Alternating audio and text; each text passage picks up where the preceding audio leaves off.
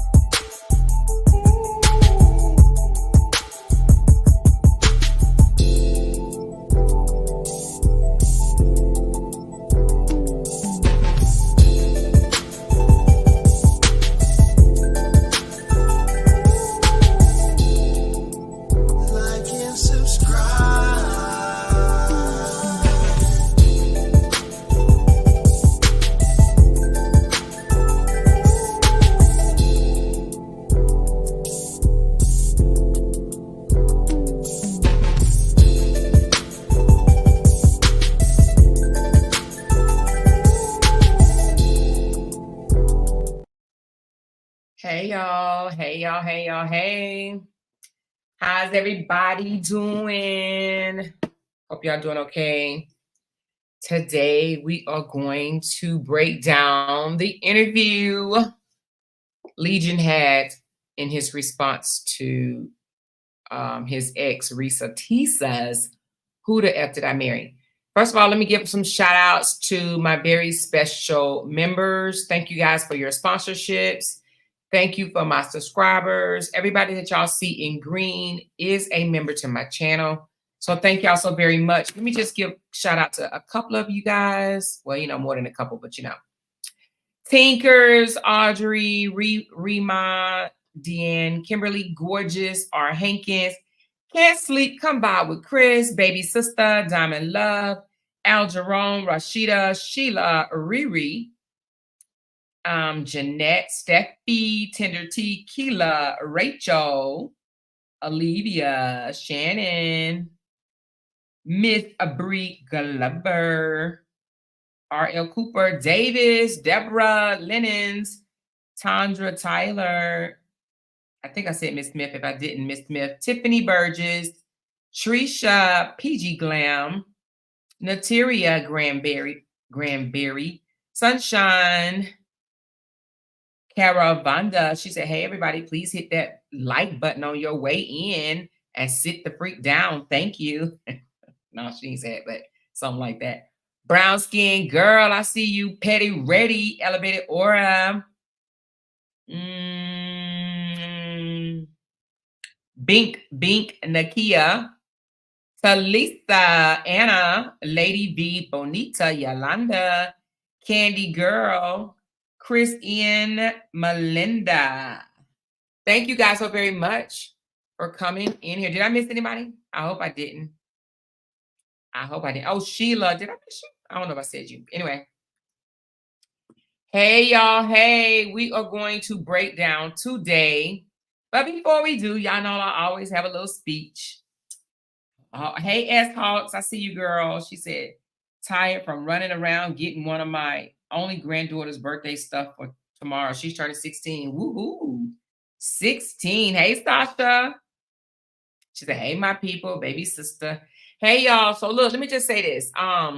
So yeah, I know we're gonna break this down, but let me just say this right fast. We ain't gonna stay on this long, but I am gonna say this rat fast. I got that from one of my friends. She from North Carolina. She always said rat fast. I said, what is rat fast? Rat fast, girl, rat fast. Okay, rat fast. I'm gonna say this. Brianna has been getting, I ain't gonna, hey, Miss Foxy Lady, hey, Carla. People have been inboxing Brianna with, talking shit about her choices to peacefully co-parent. I am here to say, y'all, really? Hey, Melinda, I don't know if I said you or not. Hey, Sharon, hey, Tiffany Martin, but really, come on, you guys. If we're supporters, we have to trust the process. We have to trust that Brianna is doing what's best for her and her children. But for you guys to be sending her nasty grams or whatever, saying, we went to bat for you and now you're being friendly. Like, I just want to ask a question. Do y'all really think that she should be still beefing and cussing them out and stuff like that? Do y'all think that? I just want to know. Do y'all really think that that's what type of because I'm gonna tell you this, and I don't want to make myself clear without saying too much. Just because a person is cordial, let me say that again.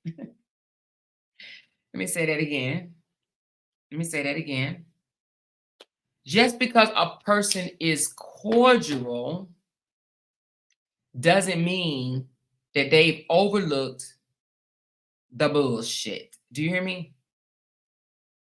That they are ignoring the bullshit, that they have totally checked out to the bullshit. People ain't dumb. Some people choose to be cordial so that they can just move on with peace in their life. You understand what I'm saying? And for the person that said, oh, she was trying to check on, see what he was eating, then if that's the case, you missed a whole you if you think that's what was said, she was really checking on to see if he's eating healthy, then you missed it, boo. You missed it, okay? So cordial for the sake of your daughter is a win, okay? Cordial. No more, you ain't got to be cussing each other out, in front of the child anyway, and carrying on batshit crazy. You don't have to do that to be a mother. You don't have to do that to prove that you ain't team ex-husband. Okay? Now, we've seen our girl grow. We've seen her grow a lot, mature, and all that stuff. Bree ain't that dinky little girl that LaTruth thought he was married to. Okay? She's just not. And I'm just saying this. Y'all know if I, with my 51-year-old ass, If I say I'm liking the way she moved, then you have to know that well, I shouldn't say it like that, like I'm the go-to, because I'm not the go-to, but she's she's smart. Okay. She's very smart. She's very smart. She don't have those 3 degrees and life experiences for nothing. Okay. She will learn more and grow more, but Brianna is not bitter. That's one thing. But two, she ain't dumb by no means. Okay. By no means at all. Okay. So anyway, I just wanted to say that. She said, I'm coming up on the 59th this month, and I agree with you more. Yes, honey. Sometimes you just want peace. You want peace, so peace can be still. You understand what I'm saying? Sometimes you want peace, but just because you're cordial don't mean that you blind, you naive, you dumb, you you know, done swept everything under the rug. You didn't, baby, that ain't what that mean. That's not what that mean. That means I want peace, honey. I want peace for me. I want peace for my family, my future, and my daughter. That's what that means, okay? So, anyway, let's get into this interview, honey. Now, I have to admit, I cheated a little bit, y'all. I started watching a little bit of it. I did not watch the whole thing, but I did watch maybe, I don't know, it probably wasn't even 5 minutes. And I can already tell this brother is a liar. He is a liar, liar, pants on fire. Now, I was going to uh leave out the part that the interviewer put in about some of the things that she said versus some of the things that he said. But I think it's actually good for us to go over that as well. Now, the video is 2 hours long, honey. That is a long time. So y'all gonna have to work with the sister. It's 8, 9, 10. So we'll be done around 10:30, okay? Is that okay? Uh-oh, I got a super chat. Let me see. She said you can get more flies with honey than you can with sugar. I mean, not sugar, but with shit. I did the same, cordial for 14 so my kids could experience peace. Yes, Candy Girl. And I did it too. I did it too. Trust me, I did it too. I was cordial. Listen, let me tell you something. Y'all know I'm always putting my experience on this. I know some of y'all probably get mad. But my ex-husband said some of the meanest shit to me. I'm gonna share one thing that he said that it hurt me so bad. Like it really, really hurt me. But if I was able to look over that and keep, smiling and just, being friendly for the sake of our daughter, that's exactly what I did. Okay. But he told me walking out of the courthouse, okay? We had just got a divorce, the day, the final decree, the judge signed everything. Walking out of the courthouse, he told me that's why nobody wanted you. Your own parents left you on the side of the road. Yes, he did. My ex-husband told me that. I was so hurt, y'all. You hear me? I was so hurt. I said, how can somebody I was married to that said they love me, love my child, my kids, his child and my other one. How can somebody that say they love you walk down the aisle with you, right? Well, he ain't walk down the aisle. We had a courthouse wedding or whatever. But y'all know what I'm talking about. How can somebody do that and say that to you? But guess what he did? Don't say I'm sorry, y'all. That's been over 22 years ago. Seriously, it is no hard feelings or anything. But what I'm trying to get at is if I can put on a united front for the sake of bringing peace to my child, to help her see that we are not hating each other, that she didn't come from she's not the product of uh uh uh um demon spirits or, an angry situation. She's a product of love, right? So to put on a front or whatever in front of my daughter, hey, that was me. I did that. I did that. You hear me? So I know I'm sure a lot of you guys did. That don't mean that we was BFFs. Now, to this day, now it's been 20 something years ago. I don't hate the man. I realized God wasn't finished with him yet. And so that's how you have to look at people from your past. God wasn't finished with them yet. So the person they were to you may not be the person they are today. Okay. Sometimes God completes projects at different times in life. He wasn't finished with my ex yet. Now, I don't know what type of man he is to this day. He probably still up with the bullshit, or he may not be. I don't know. I don't get that personal in his life. But what I did was I looked past that for the sake of my daughter. Now, trust me, it was other things said, but that's one of the things that he said that that's gonna stick with me forever. Even though it's gonna stick with me forever, it's not gonna make me hate him. If you still hating your ex after years and years and years, it ain't them. That's you. That's a heart thing. Okay? Because that means you still holding on to some shit that you should have let go a long time ago. Okay? Cordial does not mean love. Cordial does not mean even care. Just because she said you still eating bad, because now let me just say this, and I'm not gonna spend a whole lot of time on it. But when he was in his house, he tried to elude that they only ate McDonald's, meaning that he threw a shot at her that they only eat bad food. And he said, I'm gonna cook you something healthy. Okay. So he took a shot at her. Okay. So just know when he taking shots at her, and then she bring out the fact that he's eating McDonald's, please don't take that as she's trying to care about if he eat or not. Don't let's not be naive, baby. Let's not be dumb. Let's not be like that. That's not us. That's the people across the street. So them one or two people, whoever many it was, that jumped in her inbox with these theses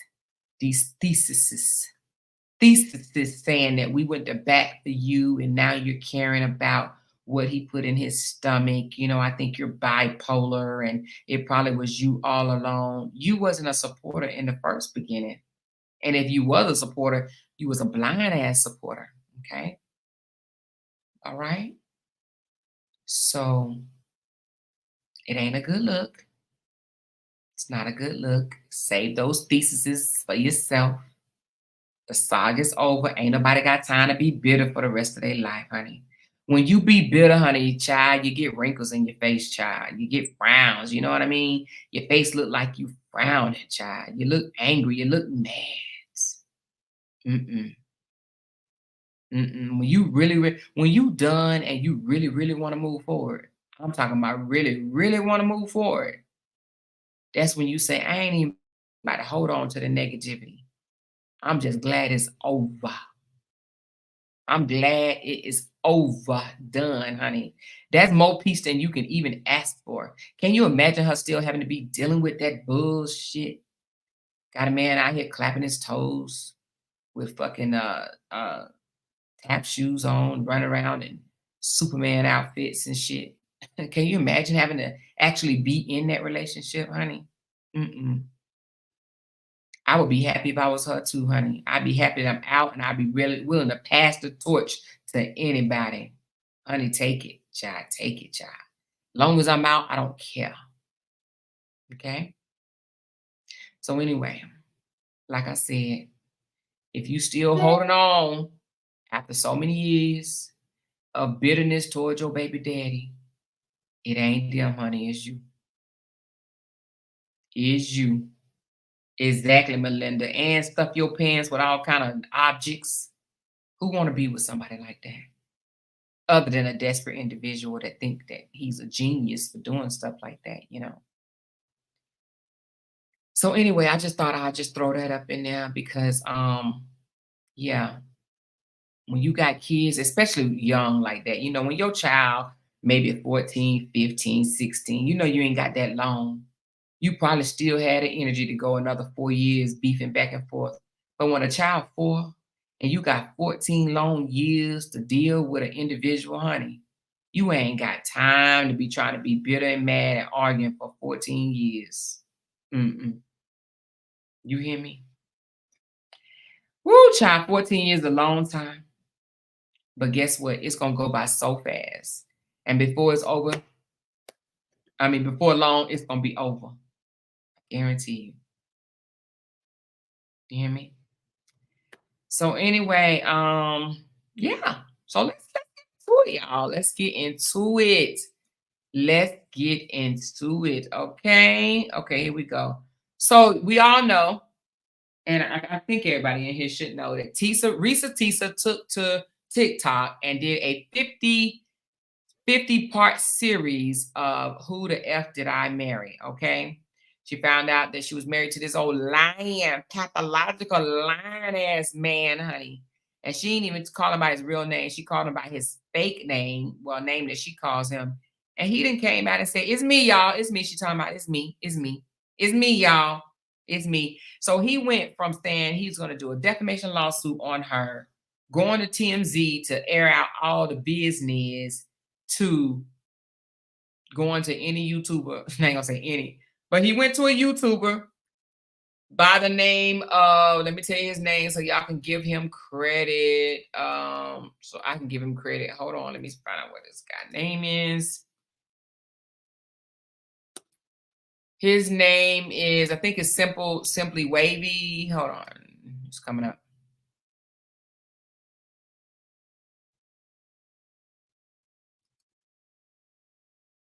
His name is, I think it's Simple Wavy or Simply Wavy. Hold on, let me say history. It is Simply Wavy. Simply Wavy. I'm going to show you his channel so you guys can go if you wish to give him a shout out. He's actually not even a big time. Let me show y'all this right quick. He's not even a big time content creator. So, you know, the fact that the guy said he was going to TMZ at first. Hold on, let me pause this. Okay. Thing to make me look hard. So this is the guy's page right here. If y'all want to show him some love. Okay. Hold on one second. She said, I just renewed. I was like, why the F it? Where the F is my membership? Hey, Kayshawn. Thank you for being a new member, Nadia. I think I said that one. And then Rachel, she said, Bree knows what's best for baby Amore. She's no dummy. Yes, exactly. That part. That part. All right, let me move this out the way right quick. If you guys want to go follow him, he has about almost 7,000 followers right now.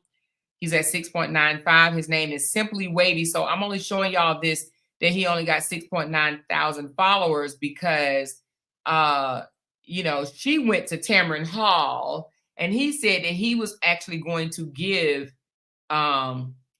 his story to TMZ. And as you can see, he gave it to someone with not a huge following. Okay. I believe that he probably could have went on a larger platform, but I think the reason why he didn't is because they didn't buy his bullshit. So TMZ did interview him. And I think that because they said TMZ is the type of network that they verify your story, is what I heard. And if they see some holes and stuff like that in your story, they're not gonna air it. That's what I heard. I'm not sure. Did anybody do anybody know that for sure?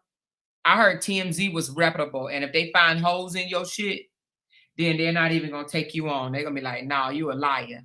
Okay, so that's what I heard. He's only 6.95 followers, not even 7,000 followers, and he gave them the story. Okay, so to me, that's a sign of, you know, desperation, in my opinion.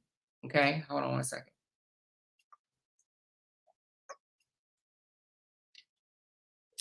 Y'all know I'm drinking my water, but anyway. So I said at first I wasn't going to play his whole thing, but I am because it's very interesting to know. He went back, he did like a what he's saying now versus what she said, okay? And girl, honey, I ain't gonna lie, I did watch about maybe 5 to 10 minutes of it, and she said you can speed up the play, it's kind of slow. Okay, oh, thank you for that. Let me figure out how to do it. Well, you know, I have it on this. Let me see. Can I do it? I probably can't because I downloaded it. So I actually don't have it on his page. So I downloaded it because I didn't want no commercials on it. Let me just keep it real. I didn't want no commercials. But I'll zip through some of it, okay? So anyway, but the dude is definitely a liar. I could just tell from the first 10 minutes or so, 5-10 minutes, however long it was, that he's such a liar. Like, oh my God.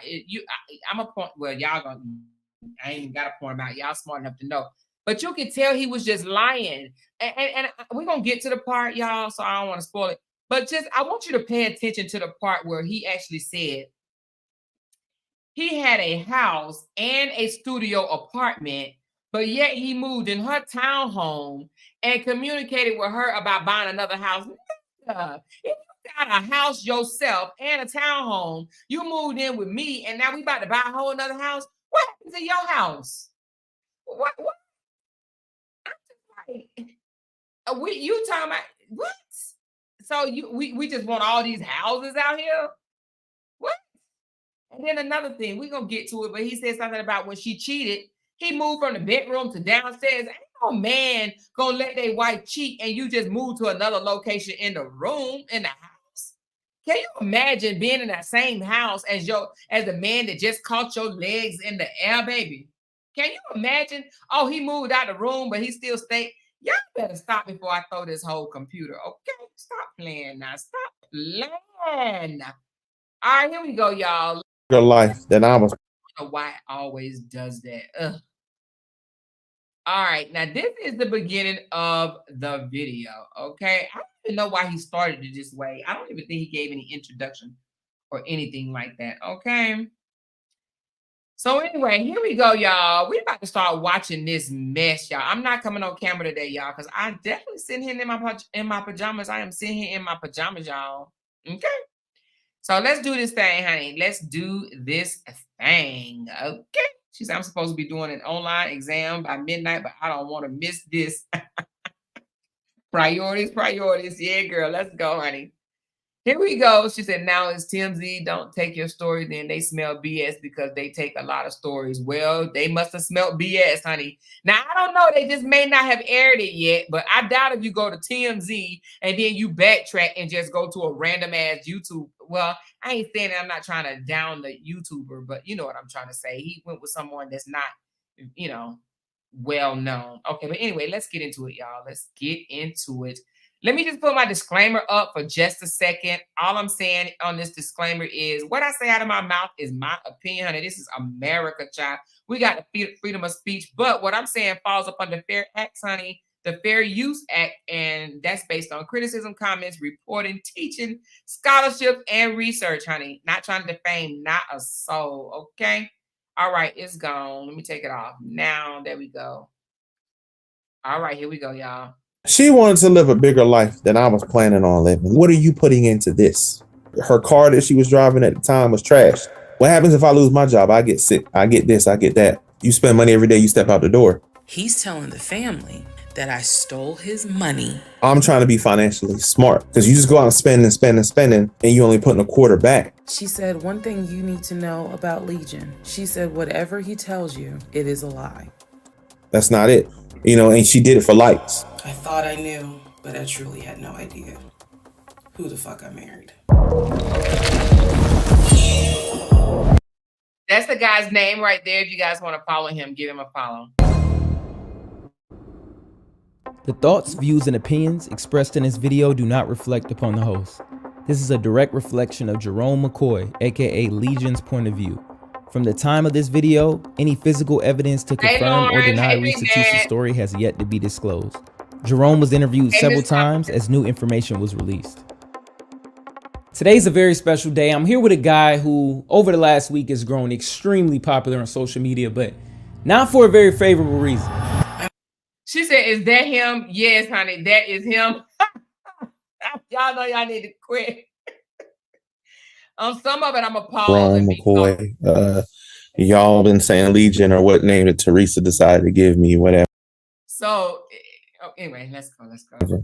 I'm only here honestly because I didn't see the stories until like part 20, and a good friend hit me up and was like, "Hey, it's your ex-wife, and she on here, she bashing you or whatnot." And I didn't know nothing about it. I literally still haven't watched a lot of it. I just paid attention to like the footnotes. Somebody like watched the whole thing and gave me like a microcosm of what she was saying because they knew it wasn't true. And then I honestly wasn't going to respond. Nobody said anything to me. Only when I got family members getting harassed, my godmom at work and people coming up to her, and then my niece couldn't go to school because of it.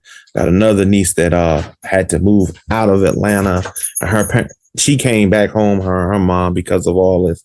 So for me, when I heard about it, I was going to still ignore it because it didn't bother me.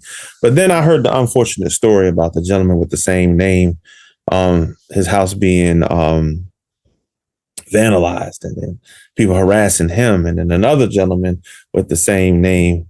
I think that I'm not mistaken. I think somebody had wrote they took a shot at him.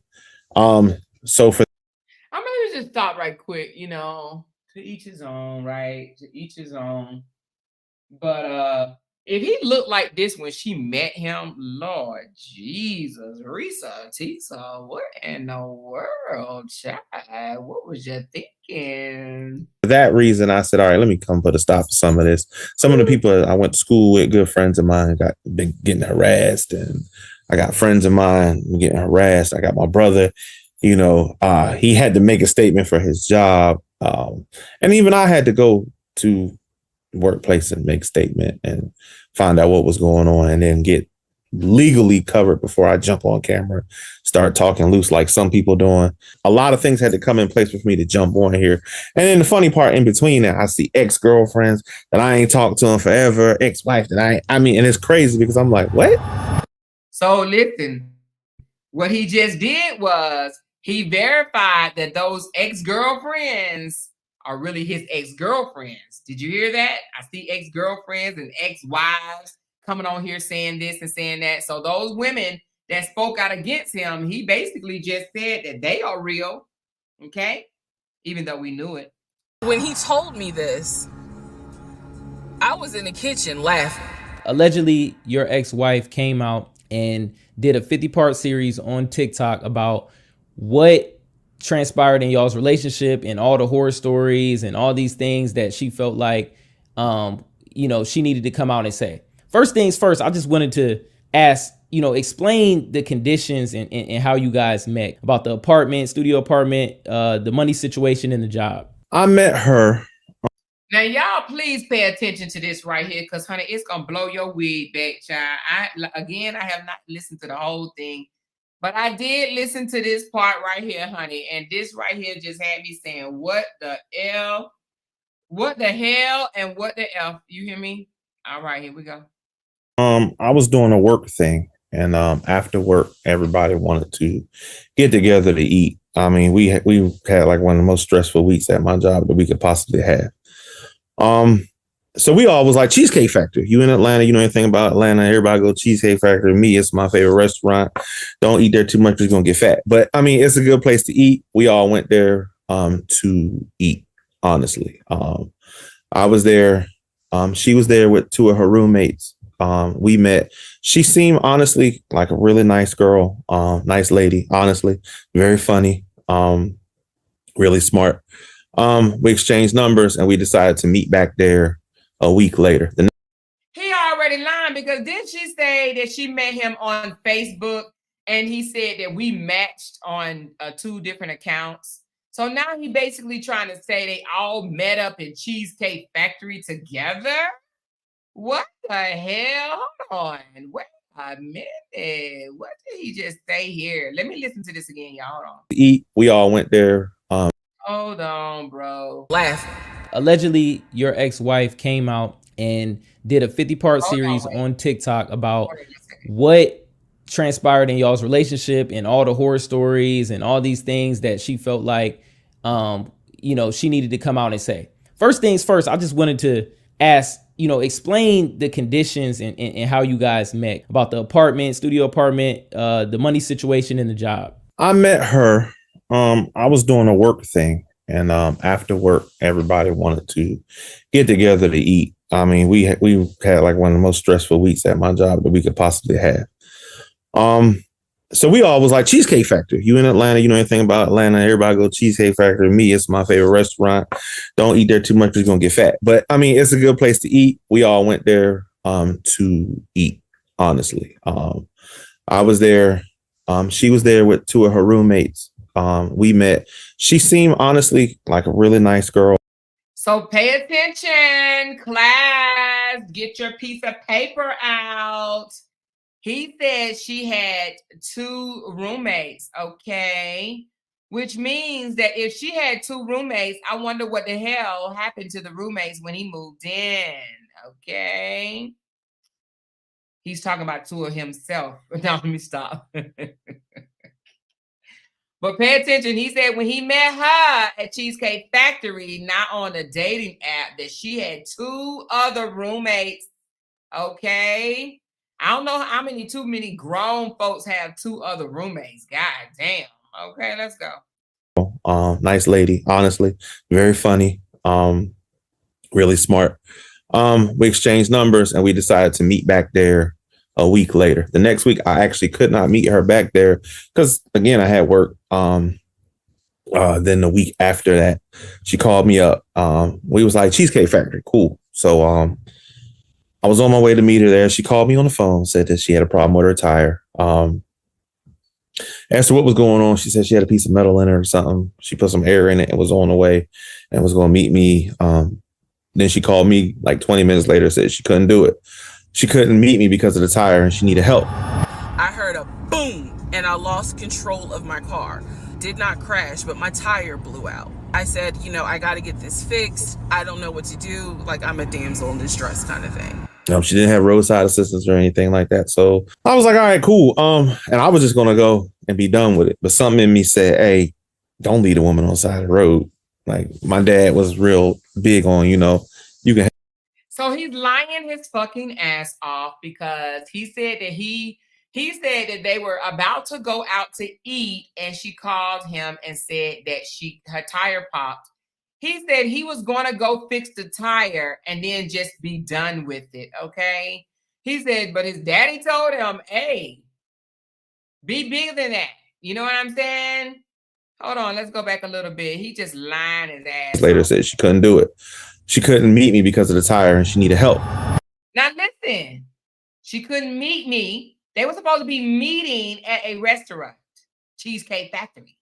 She said she couldn't meet him because she had a flat or tire popped. Okay, listen. I heard a boom and I lost control of my car. So he listened to him say that he was just going to go fix the tire and just leave her there. Just leave her and go on about his business. That's what he said, y'all. Car did not crash, but my tire blew out. I said, I got to get this fixed. I don't know what to do. Like, I'm a damsel in distress kind of thing. She didn't have roadside assistance or anything like that. So I was like, all right, cool. And I was just going to go and be done with it. But something in me said, hey, don't leave a woman on the side of the road. Like, my dad was real big on, you can help. So I was like, all right, cool. Tell me where you at. Send me your location. Boom. She sent me a location. Long story short, I went, helped her get her tire fixed. Went to a tire place, guy I know and love. He fixed the tire. Really didn't charge me much of anything. I paid for the tire. And we ended up going to dinner after that. We talked, hit it off. Now he said we ended up going to dinner. They were actually scheduled for dinner. Did y'all miss that? They were actually scheduled to go to Cheesecake Factory in the first place, okay? And we ended up spending almost 24 hours together just talking. Really?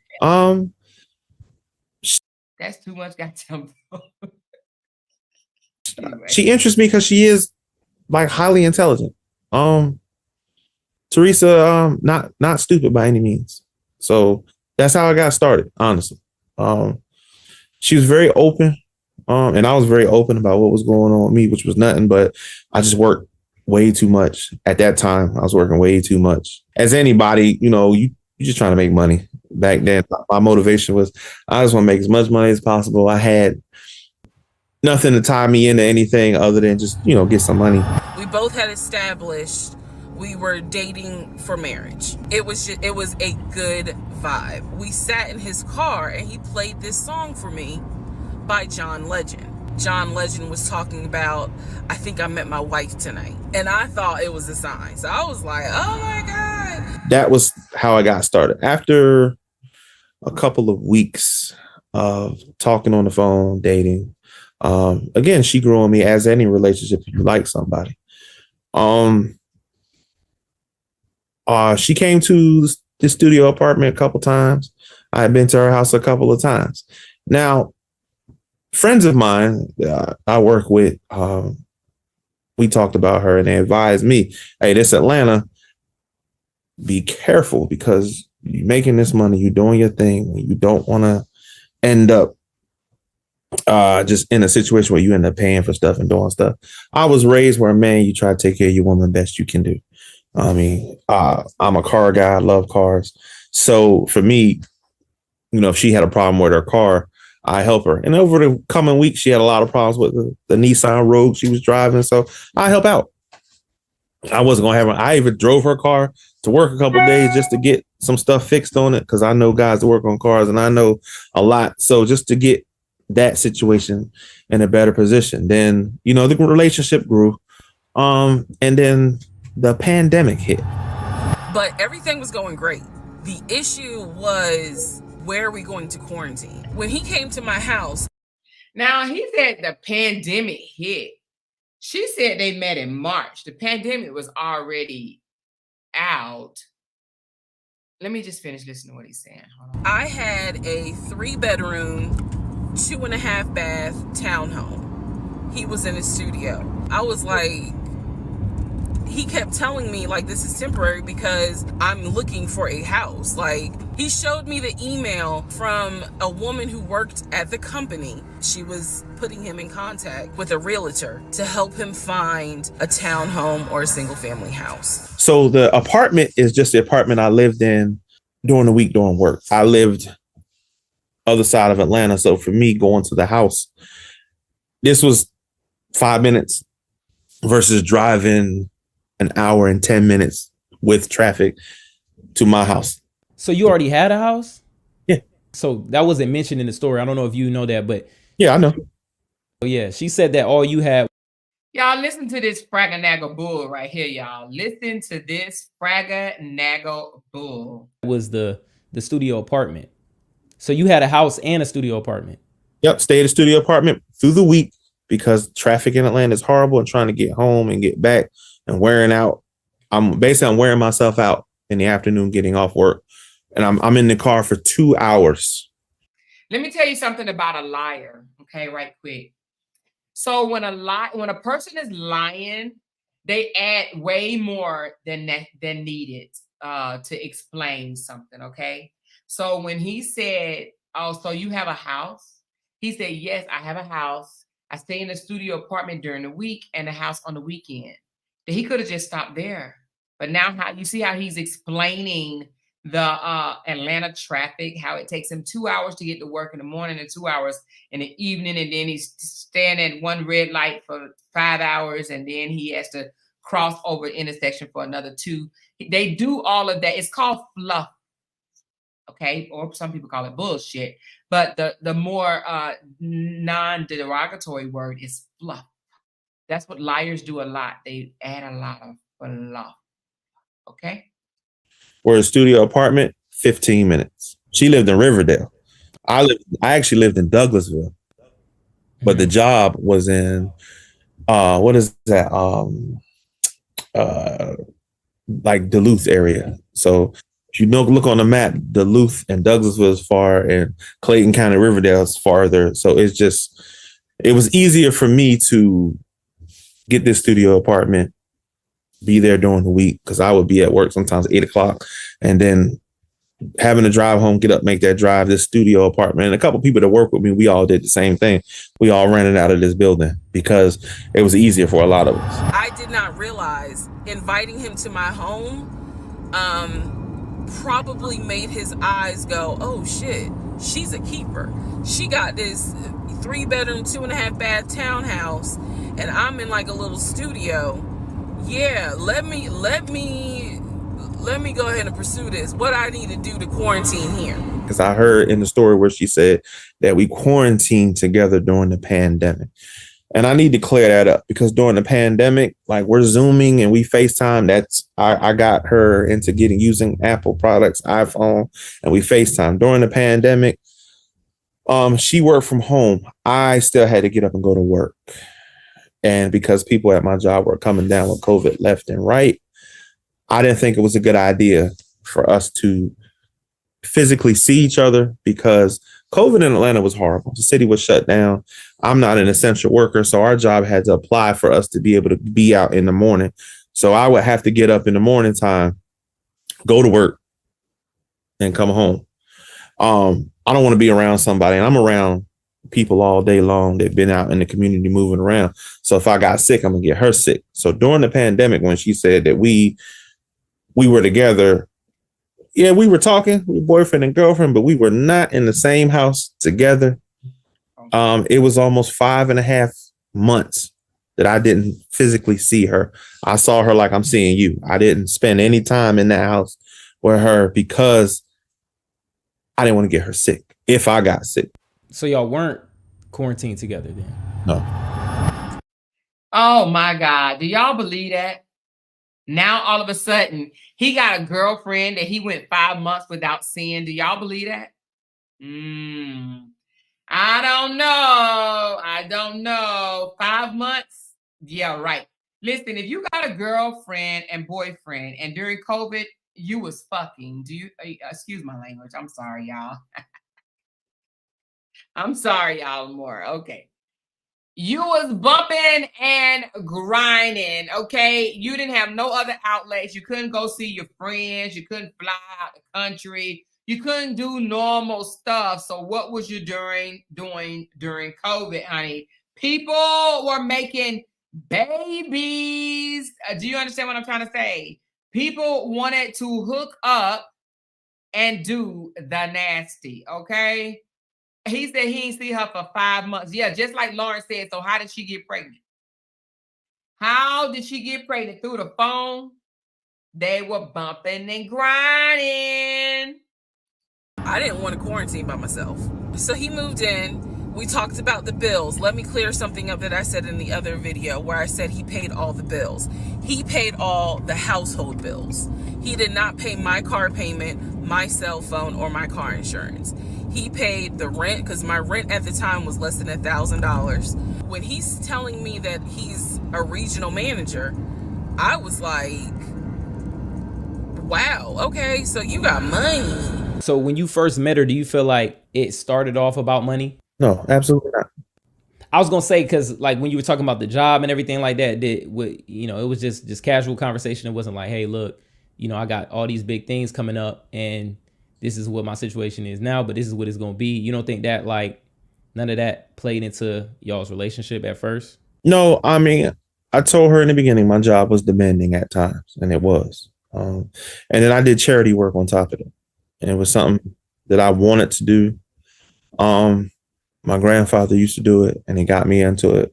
A guy that two gentlemen that are not my brothers, but I call them my brothers. A long time ago, both of them like just looked out for me, and because when my father died. So now he's trying to clear it up and be like, well, yeah, I just call them my brothers. They're like not really my brothers. Yeah, because you just lied and said you had all these siblings. They just stepped in like father figures, but they're like big brothers to me. And they did some of the same charity work. So I just wanted to lend a hand and help them help people. And it's just something good to do. Ain't nothing better than helping people who need it. This is where it's not going to make me look good, but it's the truth. It was intoxicating to not have to worry financially about how to pay the bills. It was a wonderful feeling. And so I kind of pushed to the side the fact that, yeah, you shacking up, because it's like, but your paycheck, you don't have to worry right now. Like he's taking care of all of April's bills before April even comes, because this was still March.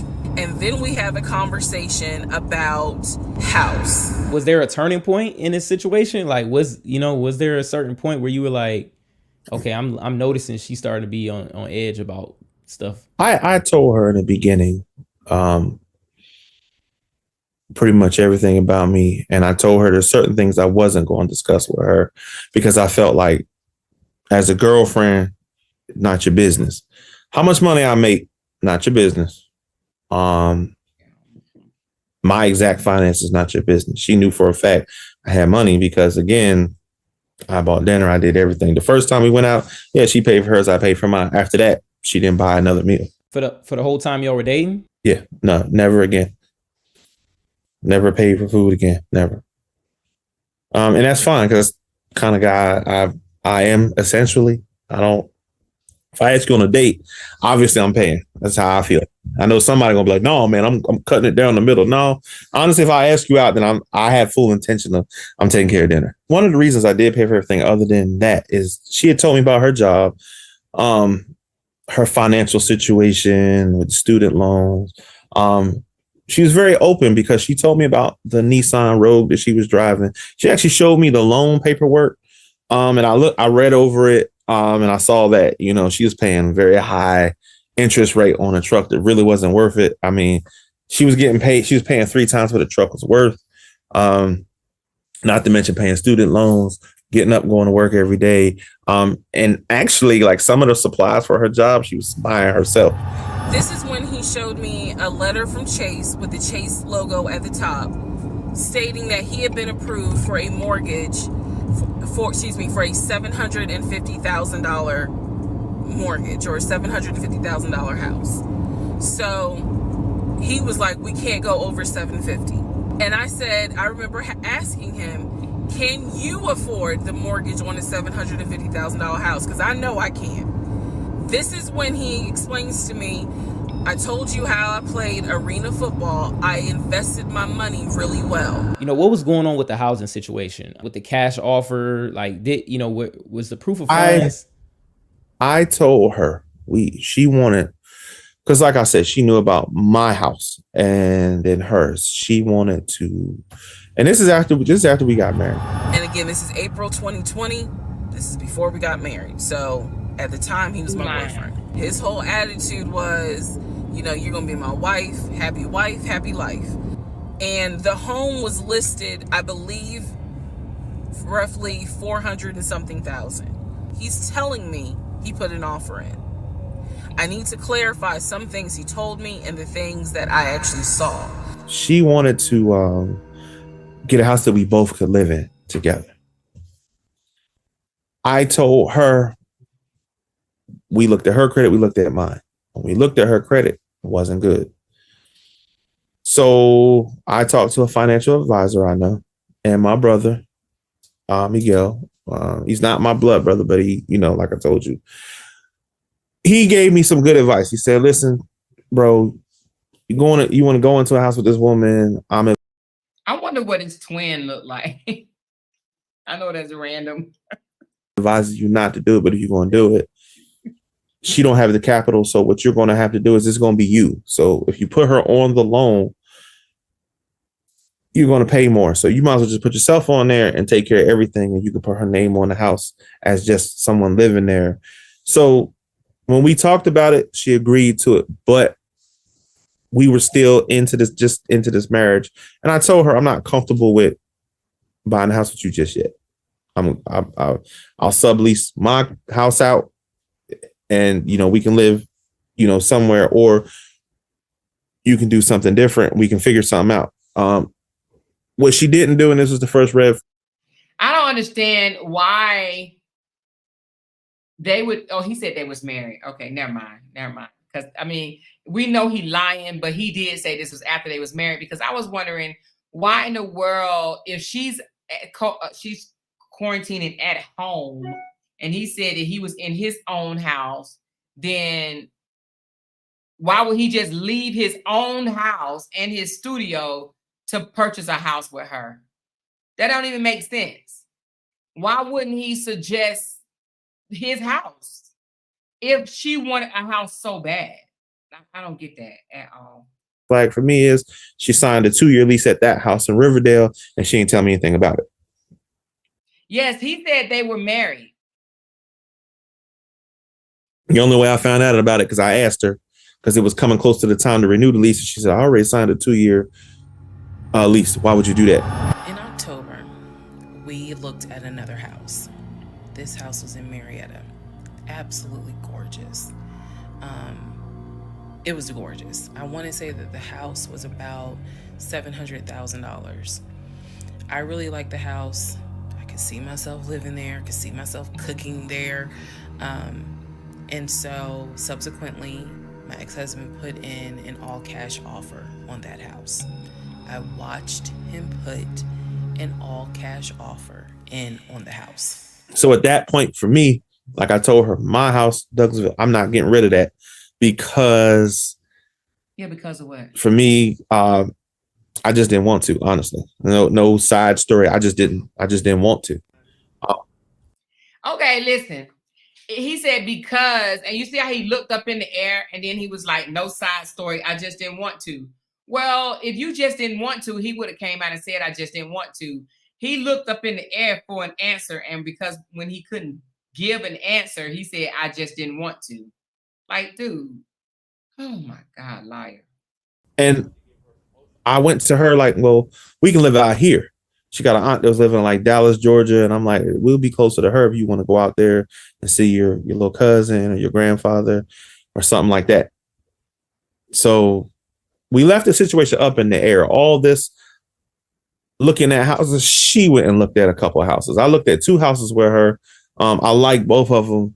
Both prices were a little needed to be negotiated, but at the time, they wanted to give her a promotion at GSP. And I'm like, why don't you just take the promotion?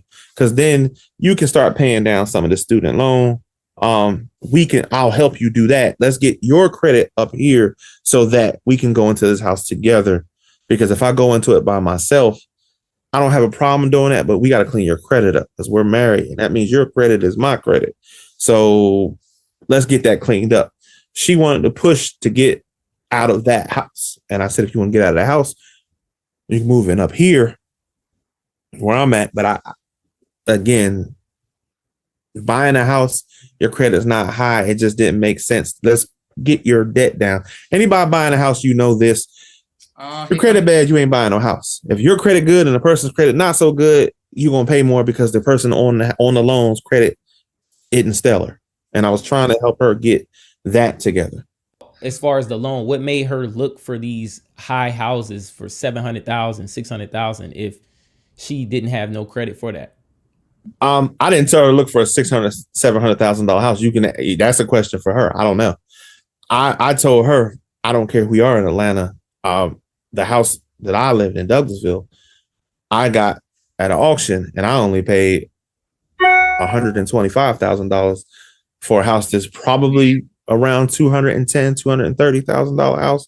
So $600,000 house. I'm like, I'm not going in with that and your credit like this because we're gonna be paying forever, or I'm gonna be paying forever. Oh my But God. what I'm trying to figure out, so was the Chase loan, like the approval of the $700,000, was that a real thing? Or I never went to my bank and needed to get approved for a loan. I think the part that, was just kind of unclear is that the money was there though. You're saying like the proof of fund, like when you were going to pay for the house in cash, was that even a thing? I wasn't going to pay for it in cash. I was going to go ahead and get a loan and finance the house. I wasn't about to go spend $750,000 on a $600,500. No, on that no, because she just catching him in all kinds of I mean, he basically just said he didn't need to go to his bank to get no approval for no loan, meaning he said it as if the money was in there, and now he's saying he wasn't going to pay no all cash for no house. Did y'all get that? Honestly, I had told her before the budget for finding the house, we don't need to be over $340. Wait a minute, now he's talking about a budget that he said he told her we don't need to be over $340, but I thought he just said that he wasn't talking about buying no house. He just told 3 lies just in one damn sentence. Like he ain't even had he even breathed? She started looking at houses that high.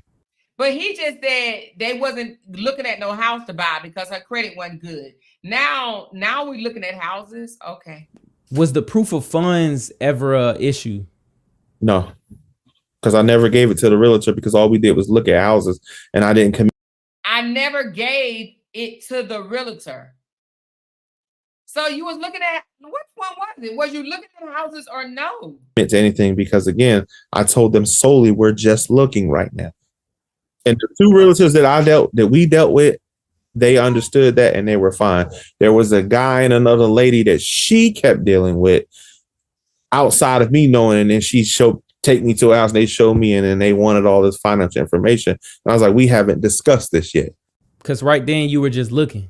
Yeah, because you wake me up on a Saturday and say, I got an appointment at 12:30. I'm going to go look at this house. And I'm meeting these realtors and they telling me, oh, your wife contacted us and they, this, that, and the third. And I said, again, we're not committing to anything yet. And they understood that because I said, right now, her credit is here. Mine is here. Like I said earlier, I got to get her here. So when we go into this house, because if I go into the house and I'm buying it myself, can you really say it's your house? You got to help me here. When something didn't sit right, I would verbally record it in the audio diary because I was like, I don't know what it is, but there's something. You said she had access to the account. She said the only thing that she saw was screenshots of like the account. She had access to the two accounts I let her know about. I had 5 altogether, but she had access to them. She had access to those 2 accounts because I bled money into those accounts. Paycheck, and then I bled money in if needed be. She was able to go to the bank, buy what she wanted when she wanted to buy it. He came to me a few days after we started our first counseling session, and he was like, we should get a joint bank account. So now he's suggesting, look, we're married now, let's go ahead and get a joint account. I wasn't necessarily against it because I knew that I would still have my own account. I would still have my own savings. So what I countered with was, okay, let's take a look and see what we're working with. Show me your checking. Let's look at each other's accounts. So he shows me his checking account. His checking account available balance was just over $9,600. Mine was just over $1,500. So there was a huge disparity in the amounts. I logged into my savings. I showed him how much I had in savings. He picked up his phone, logged into his Chase savings, turned the phone towards me. In the Chase savings, it was roughly about $15,000. But I also knew that he told me he had a U.S. bank savings and he had an offshore savings. So at this point in time, I asked him, show me the U.S. bank savings, show me the other 2 accounts. And so he kept saying, he was like, there's a lot of money in there. And he was like, and my uncle always told me, just keep your money tight because women can be, I said, women? Like, we're married. So the family relationship thing is another thing that was big. She mentioned, getting up every morning, talking to your brother, from her conversation she had with your family, it was like seeming as if these people didn't have any contact with you. So who was on the phone? We're at the point where I've spoken to the female cousin and she gave me the phone number for the older brother. For the purposes of this video, we're going to call him Chris. Chris was very nice. I called him. He was gracious. He was willing to answer whatever questions I had. And what he said to me was, he said, my brother has always been a liar. He's always been a liar. I explained to him about the phone calls. The fact that Legion would be on the phone for 35 minutes, laughing, talking to Chris, relaying messages from Chris to me, and relaying messages from me to Chris. Without missing a beat, Chris says he was never talking to me. Like I told you, beginning, 2 gentlemen that looked out for me, my mom and dad passed away, that became brothers to me, which is Elgin and Miguel. These are the guys that I would talk to in the morning time. My brother Elgin is he's not, like I say, he's not my blood brother. But he's a pastor. In the morning time, I love to get my day started. He give me a word of encouragement. He do to everybody's congregation, just give you something to get your day started. And he would call me in the morning just to help me get my day started. And I needed that. I was working my butt off back then.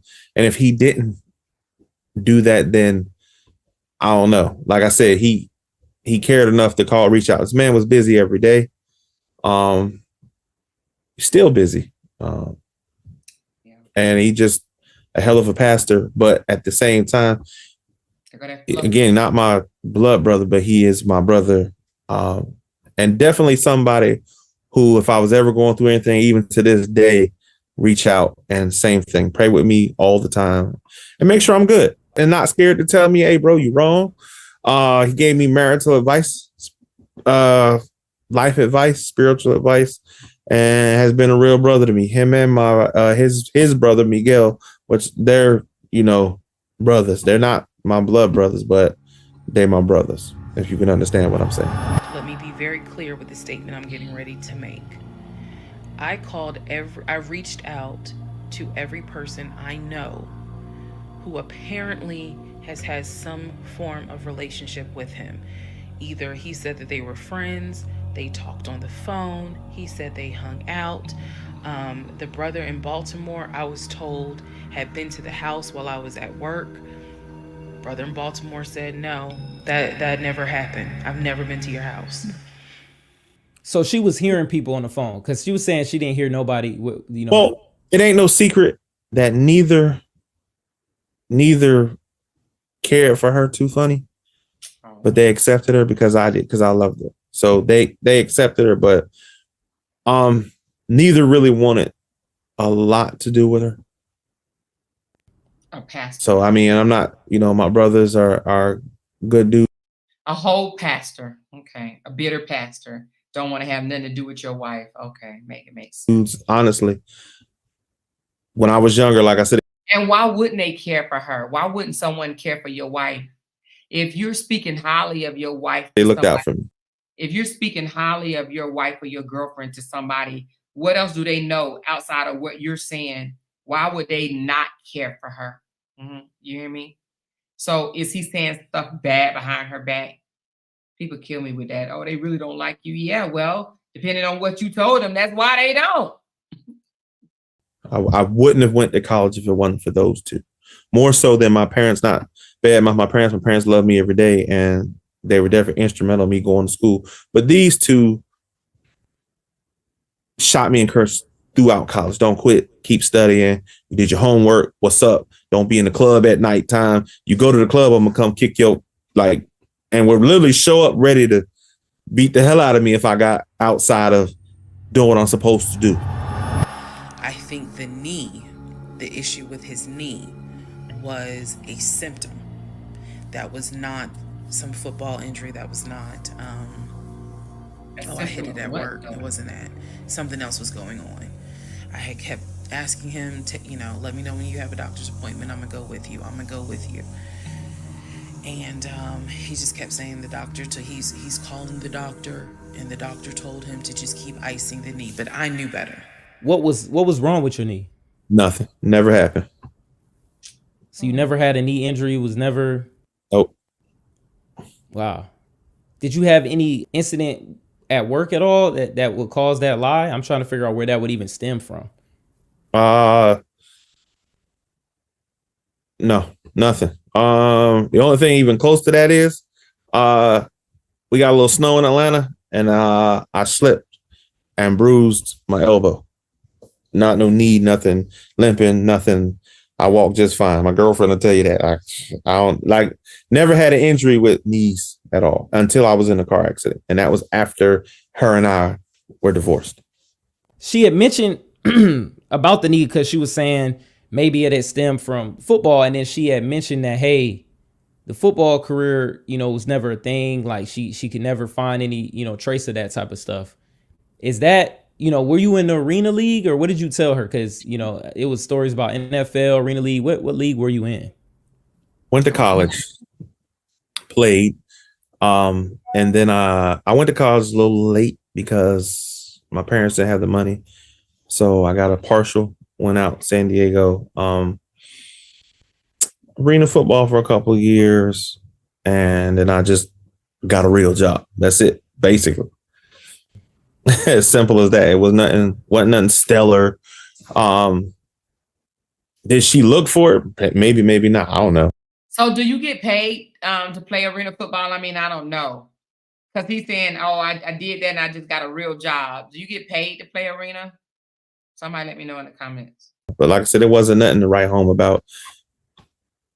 I did more getting it, like, not saying, and I don't want to talk about like football players, like not a real job, because it is a real job. But I think I did more. Yeah, okay. That's what I was about to say. So is he saying that he's quit arena and when he got a real job, as if that real job paid him more than the arena? Really? I don't know. More after that part of my life than I ever did, you know. So you said you went to school in San Diego. You lived in California. That was true? Yeah, I was there for school. Okay, because she said she did some background research and you know that never popped up that you lived That school they don't give you any student information. The reason they don't, I think it's 2003. Somebody went looking for somebody at the college and they weren't there, but they gave information for the person, and the person ended up getting killed.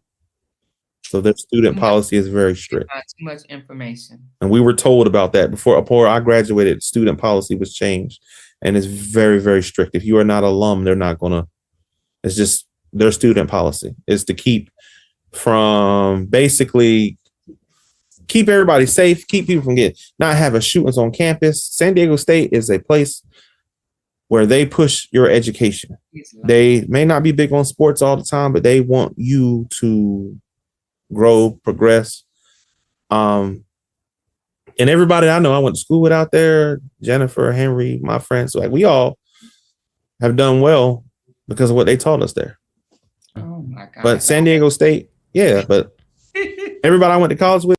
All that extra shit is just, listen, I'm telling you, just lies, y'all. Just lies. Yeah, they the funny part about this story, I heard more from them, like, because a lot of them at the time, like, hey, I told you not to marry that girl. Oh my God. But yeah, she knew about it. She saw highlights, student pictures, me on all kind of stuff. But again, anything like Teresa's thing is anything to defame me, anything to make me look horrible. Yeah, I mean, I think she took everybody for a ride because she got paid from TikTok. She got Cash App from people who sent her money. People sent her on trips, all this other stuff. And now this other woman has come forward and talk about how she took this story, and people have reached out and spoke to me.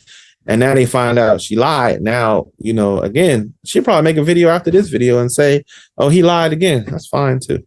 The only reason, like I said in the beginning of this video, I came here, I want people to leave my family alone. People I love alone. So the only reason that is like what part did she lie about though? I mean, I'm just asking because he just sat here and collaborated pretty much everything that she said. I mean, what part did she lie about? Did she take somebody's story? Like what part? I'm interested to know.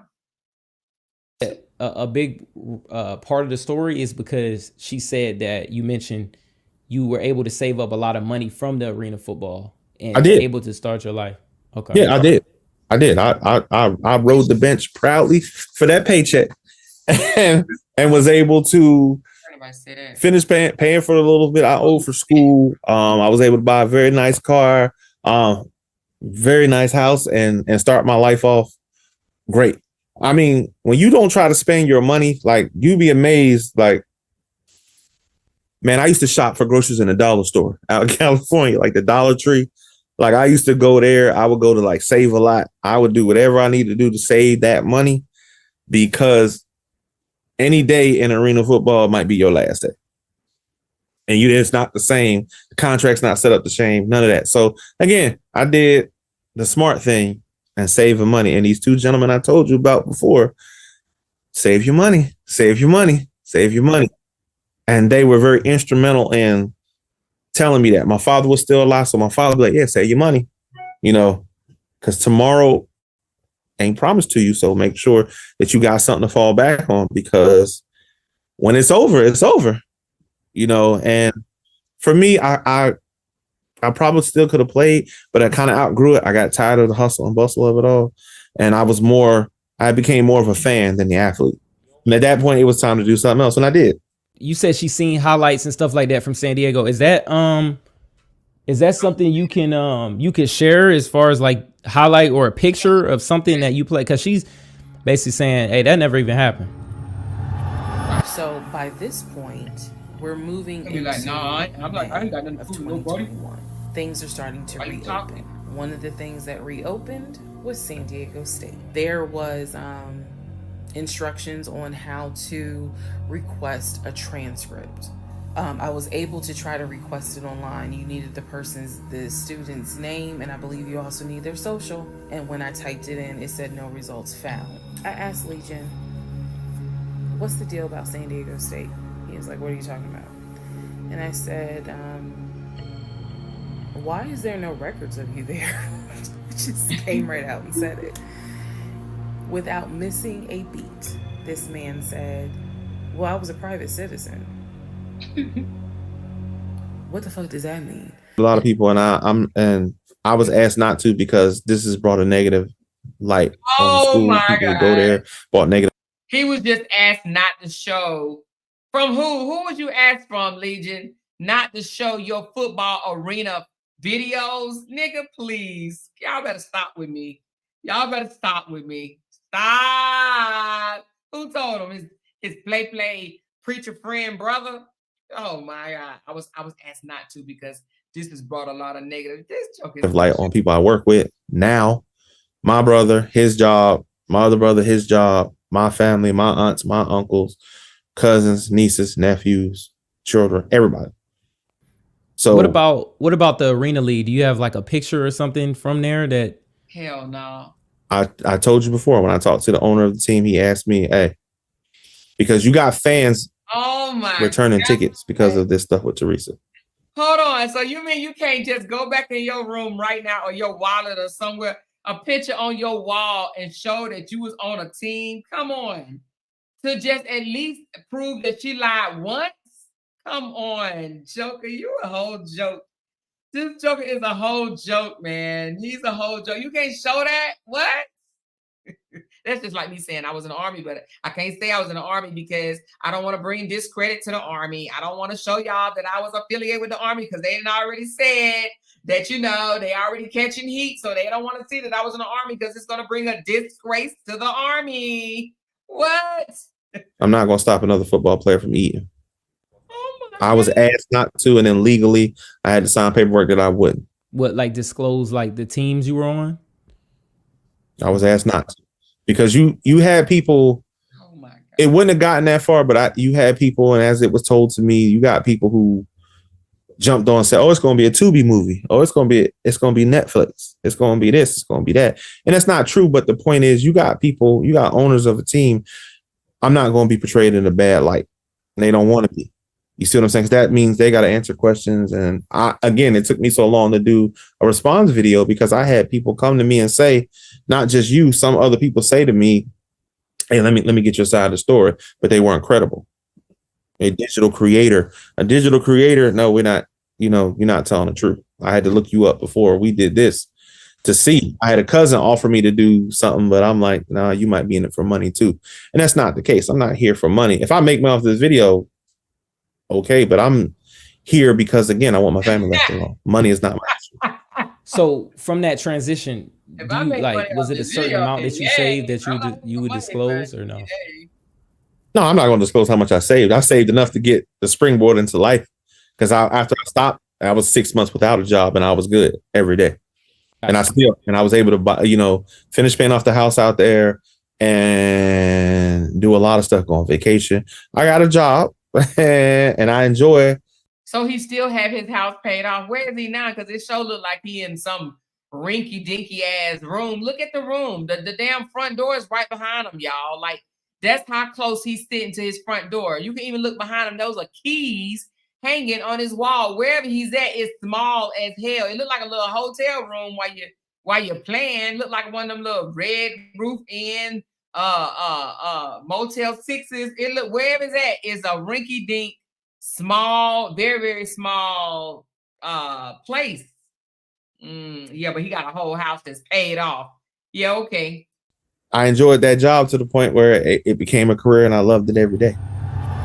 For him to say that he appreciates law enforcement so much, it was obviously a lie, because the criminal history showed that he had been arrested for criminal trespassing. He had been arrested for like suspended license, suspended registration. But the big thing Somebody said a was boarding house. impersonating an officer. Whose keys though, If you more don't know honey? anything All them about damn roommates he impersonating got, an I guess. officer, it is a felony. He said, why was he Period, home? point blank. Girl, he As probably sure in as a Peachtree halfway runs house. from Bankhead to Buckhead, it is a felony. So, seeing that, seeing what court it was in, I did another open records request for the incident report. I wanted to know exactly what the circumstances were, especially given the fact that I worked in law enforcement at the time. What were the circumstances as to how he was arrested for impersonating an officer? So I did an open records request. I got the incident report, and I'm tired of saying my jaw hit the floor. But on this one, my jaw hit the fucking floor. You said that your current girlfriend had did the background check. So the weekend jail with in the story, was that a thing? That was a friend of mine that used my license, and he had to do weekend jail, not me. And I took him because he did not have a car. So I would drop him off because the jail he had to go to, you couldn't leave your car. So I would get off work, drive him, drop him off, pick him up Sunday, 6 o'clock. So that's what the receipts or whatever those things were in the bag. That's from him. Yeah, and that wasn't that wasn't. Why is He used to come to why is he holding his friend receipts? Hold on, let me see what he say. Hold on. my house and dry clothes and wash clothes. Why a whole man go what? Oh, come to which house? What? Oh my And God. he left his bag. And that was all that was in it, was a folder with that stuff, because he had to prove that to his job that I can't work weekends and I'm in weekend jail. That's it. As far as the like the impersonating the officer story, That's something she got. That's something she got. That's something that happened with D, and she just used that. That's not me. Never so did that's that. not you either. Nope. Okay, because that It pulls up. It's his name. What? Oh my Sean God. guy had said the same thing. You know, he done been in trouble a few times. Oh my God. And I was like, what do you mean? Because I had not yet gone online into the court system to see what type of trouble he's been in. And so he explained to me, he was like, just run his criminal history and you'll see it for yourself. He said, because I don't know all the charges, but run his criminal history. There's certain family members, admittedly, that I don't deal with. Mm-hmm. There's a lot of people, and they're gonna hear this and probably have a problem, but I don't have to lie. Again, there's a lot of people on my mom's side of the family that I absolutely just don't deal with. Mm-hmm. There's some people on my mom's side of the family I do deal with. I got a cousin that called me up, and he was like, "I'll do a video with you and help you out," and he really trying to help. Like, but he my little cousin. He cool. He always been the same dude. I can tell you from a little kid to a grown man, he always been the same dude. I joke and call him Cool Breeze because I mean I'm telling you, he can come into a room and be, you good? Yeah, you good. And he just that kind of family member. If I ever wanted to call him and say anything to him, talk to him, ask him, he always just been that dude. He a married man, love his kids. He a good dude. Like I said, I got nothing against him because he one of the people in my family that. Why is he making all of a sudden making it about his cousin? You see how he then flipped it up. He flipped the question over to try to get concentration off of him. And now he's just going on his rant about his damn cousin. He might be younger than me, but I can tell you right now, dude is wise as the old owl. He know who I'm talking about because we just talked today on the phone and he offered, let me do the video with you.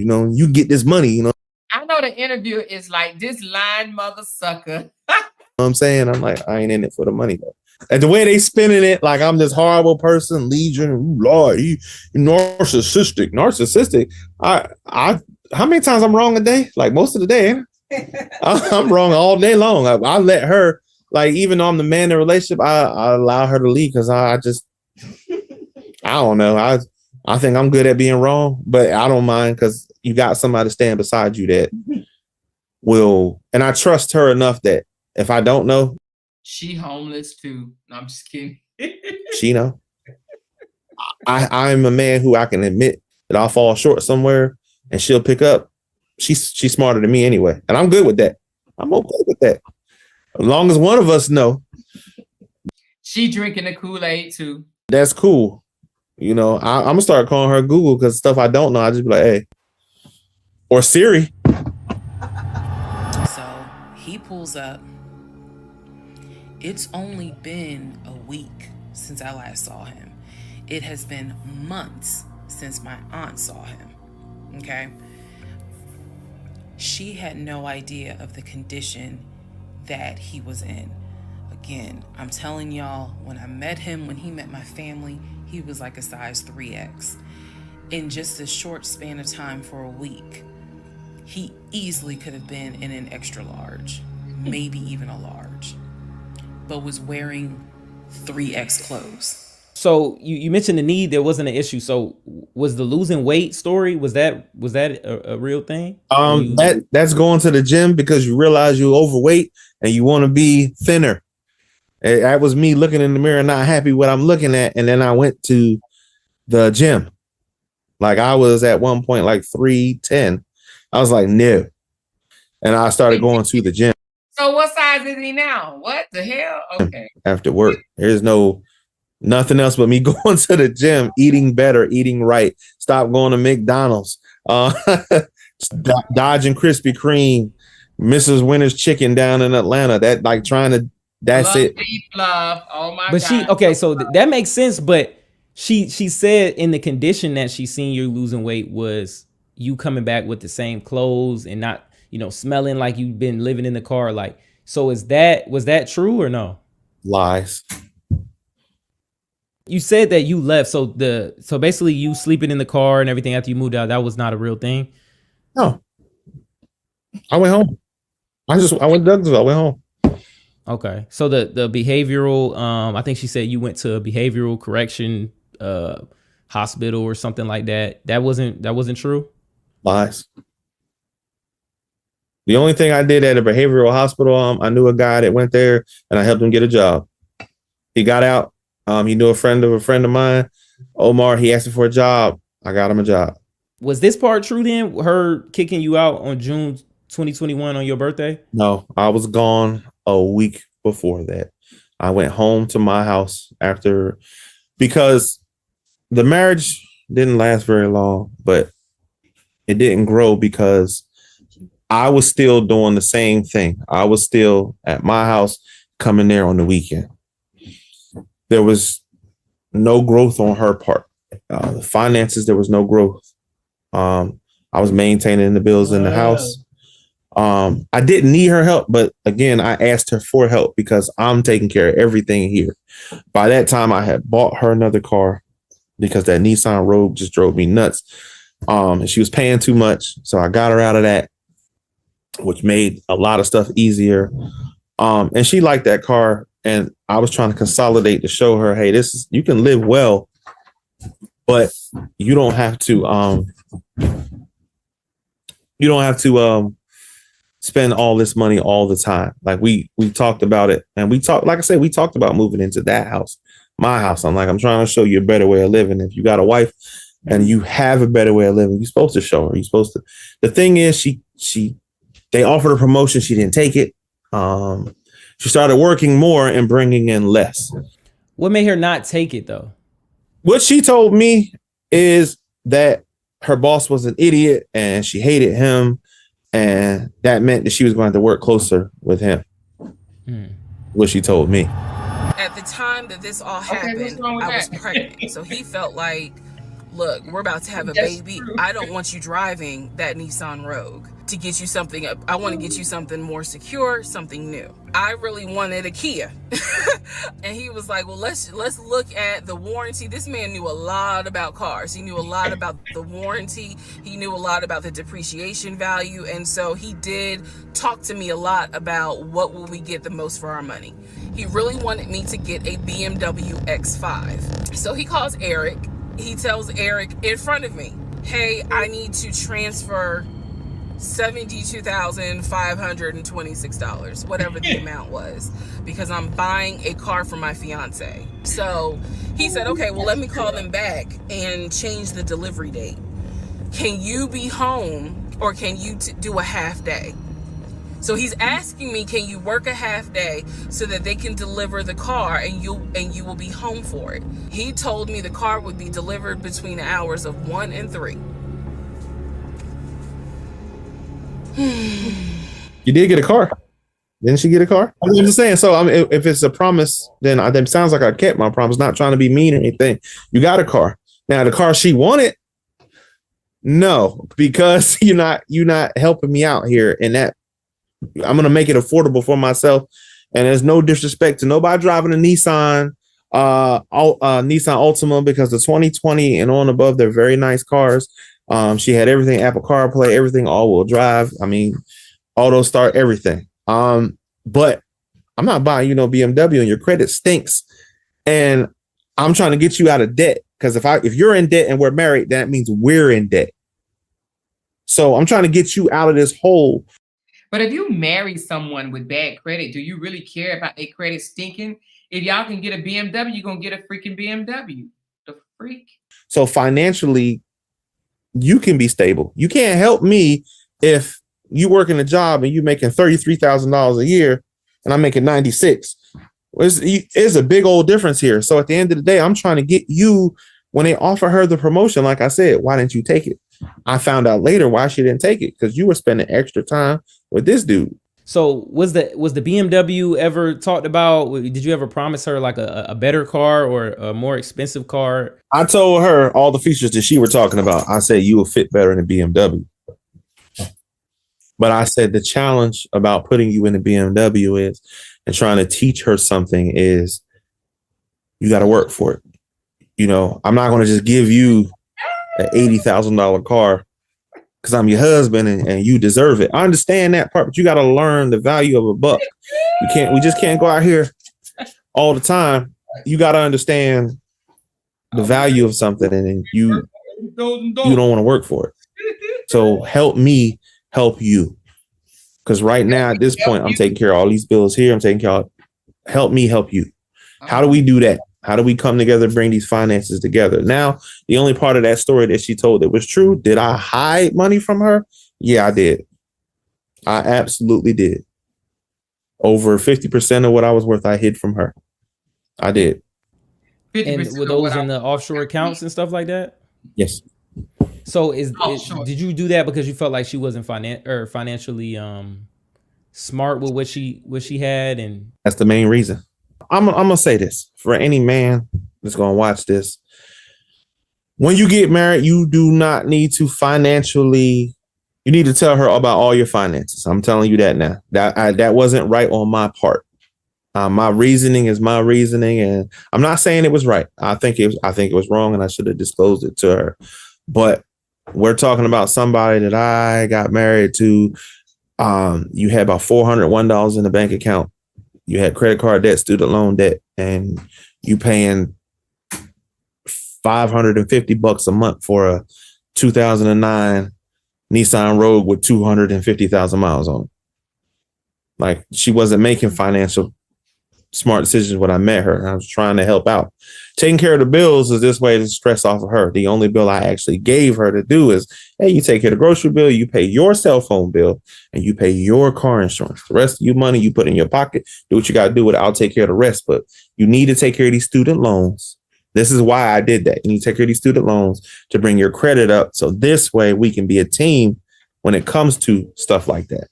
But again, like I said, I don't want to get nobody make the mistake. I'm not saying that, hey, me not telling her about all the money is the right thing to do. That was absolutely wrong. But at the time, I wasn't trying to jump down the rabbit hole of being in her debt. This is not. That's something that you straighten out before you say, I do. You don't get married and then come up with a damn plan of how you're going to tackle the bills and pay the bills and who's going to pay what. You do that type of shit before you say, I do. Like, are you kidding me? Why would you want to marry someone that you're not financially yoked with and you're uncomfortable with their financial situation, but you marry them anyway? Come on. Nah, I don't believe him at all. Someone that you forget. This is not a situation that, you know, man, I don't even remember him. No. What I don't remember is the version of myself before I met him. Nothing so far has turned out to be true. The only thing that Chris was able to tell me is true is that, number one, yes, there is a brother in Philly, him. Yes, there is a brother in Nashville, the twin. Yes, both parents are deceased. That is what I was told from the beginning. Those pieces of information are true. And the uncle, he said, which uncle is he talking about? Because if you guys remember, back in one of the parts, I talk about where he said his uncle was giving him advice on why he should not open up his savings account to let me see it. He would not let me see it. And so I'm telling Chris about the uncle, and he was like, that uncle been dead for years. I told him about Junebug. He said, Junebug been dead for years. And I said, Chris, he was having conversations with Junebug on the phone in front of me. He was like, it wasn't Junebug. What's the whole ordeal with Junebug? Who? They were mentioning Junebug, and that was somebody you frequently talked to, and she was saying, man, ain't that crazy what happened to Junebug, as if like he had passed away. I don't know who the heck that is. A name he made up and forgot. I don't know nothing about that. The only person that passed away is a friend of mine. His name is Eric. You know how they say you don't remember them lies that you be telling, honey. You be telling them so fast, you forget the damn lies. He like, huh? Junebug. He was in a car accident. Junebug was supposed to be family. No, nobody in my family called Junebug. Eric was a friend of mine who was in an accident. He went through a rough time. He was a military guy. PTSD bothered him. Me and a lot of people that knew him, we tried to get him help. He drunk a lot. And one night he got drunk and he just off the road. You see how he has these long, drawn out sidebar conversations about other people, detailed information about other people.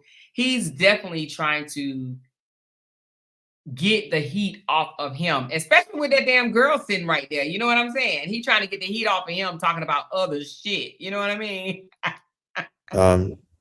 Fatal car accident. Oh my God. I went to St. Louis to bury him with a lot of friends of mine. She knew about that. But Junebug? Yeah, okay. You talking about Junebug, Legion? Yeah, excuse me on that one. That's a really good friend of mine. Oh my God. Somebody that did he just try to little yeah, you gotta excuse me on that one. That was a really good friend. I'm getting emotional right now, and this is the moment that you're supposed to pass me some tissue and shit, because I'm getting emotional right now. Like, what? Are you kidding me? Are you kidding me? I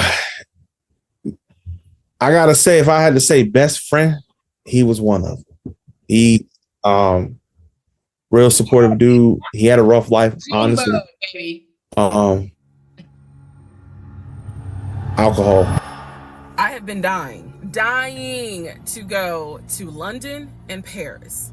This is something, if you know me, you know she wants to see Paris, she wants to see London. So I get home from work. This is the beginning of March. The interviewer's face. I get home from work, and on the counter is a folder with like a little bow on it. And I'm like, oh, what is this? Is this like mail? Like, was this something that you got at work? He's like, nah, it's a surprise for you. I open up the folder. Inside the folder is like a trip itinerary. It is not an actual booked trip. It's like an itinerary. A trip for two to go from Atlanta to London. So what about the London trip? Was the London trip ever promised? I never said nothing to her about going to London. Oh my God. Y'all never talked about going on a trip? Y'all never talked about going out the country or anything? Savannah. That ain't out the country. Back to Philly to see family. Never say anything about going out of the country. So where you think she's getting these things from then? Well, I read the story that the lady put up about her husband, and I'm getting the word that now that Teresa copied a lot of this story. from this woman's story. But as far as her and I discussed, we never discussed it, not once. I don't believe it. Where's she getting it from? Your guess is as good as mine. Or just to make her story sound better, I guess. Because that's all I can gather, because we never had those discussions. So I don't believe it. when we got married, the first 2 weeks, like I said, was fine. And then it's as if something snapped. Totally acceptable before. Suddenly, little comments were made. Why are you wearing that to work? You get off at 3:30, so you'll be home by 5, right? Things that had never happened before. He had never questioned what time I'm be home. When I'm off work, I leave. So, he would call me every day from work, and I'm going to demonstrate how those phone calls went, but he would call me every day from work. And if he even so much as heard a male voice in the background, he would have little comments to me. Who was that? Are they in your office? Man, I never know who's around you. It seems like every time I call you, there's some man around. Someone's wife approached me. One of her coworkers' wives approached me. I had just went to her job to take her to lunch. We went to lunch, went back, dropped her off, went on about my day. I was in the parking lot of her job. A woman approached me, she said she needed to talk to me. And at first I was like, who are you? What you want? She kind of told me a little bit, and she said, you really want to talk to me. I did follow her out of there because they worked at like it's a complex for Georgia State Patrol. Follow her out of the complex, follow her to a Burger King. We sat in the Burger King. She broke out her phone. She showed me like the teddy bear camera thing.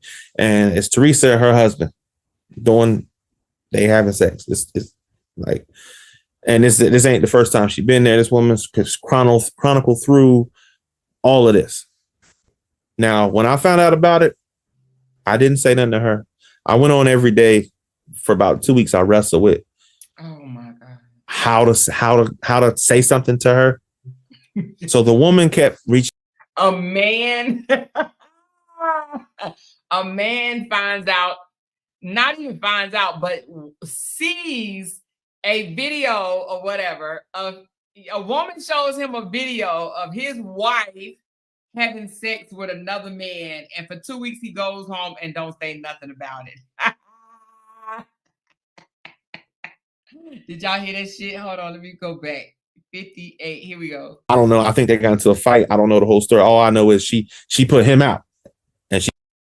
Hold on. You'll be home by 5, right?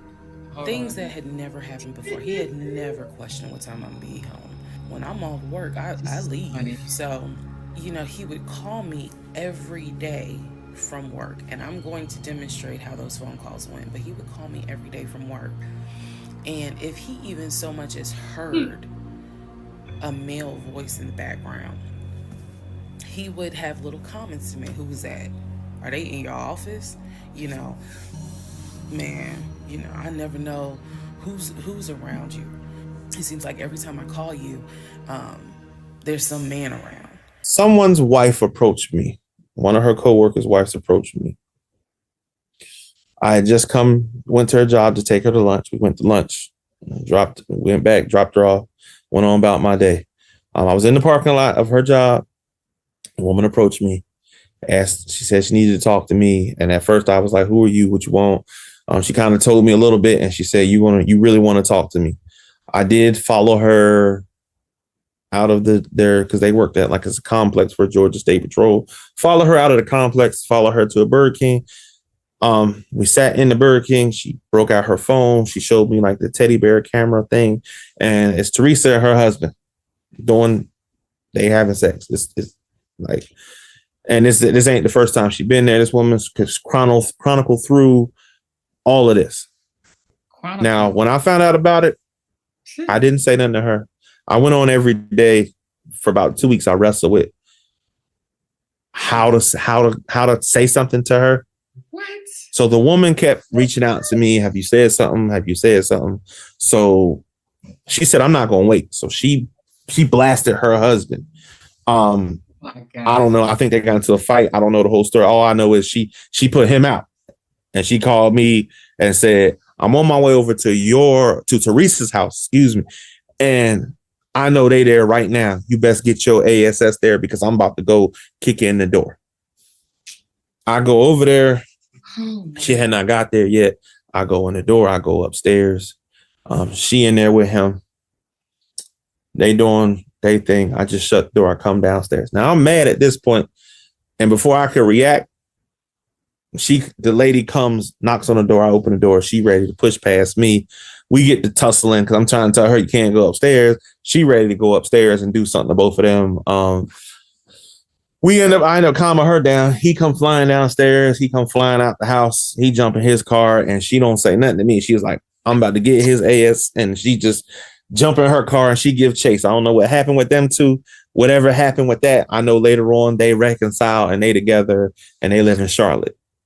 I know that was the end of that relationship with Teresa and him. Teresa come downstairs. She said, you don't know what you seen. And I'm like, well, you came down in the bathrobe when you told me you're supposed to be at work.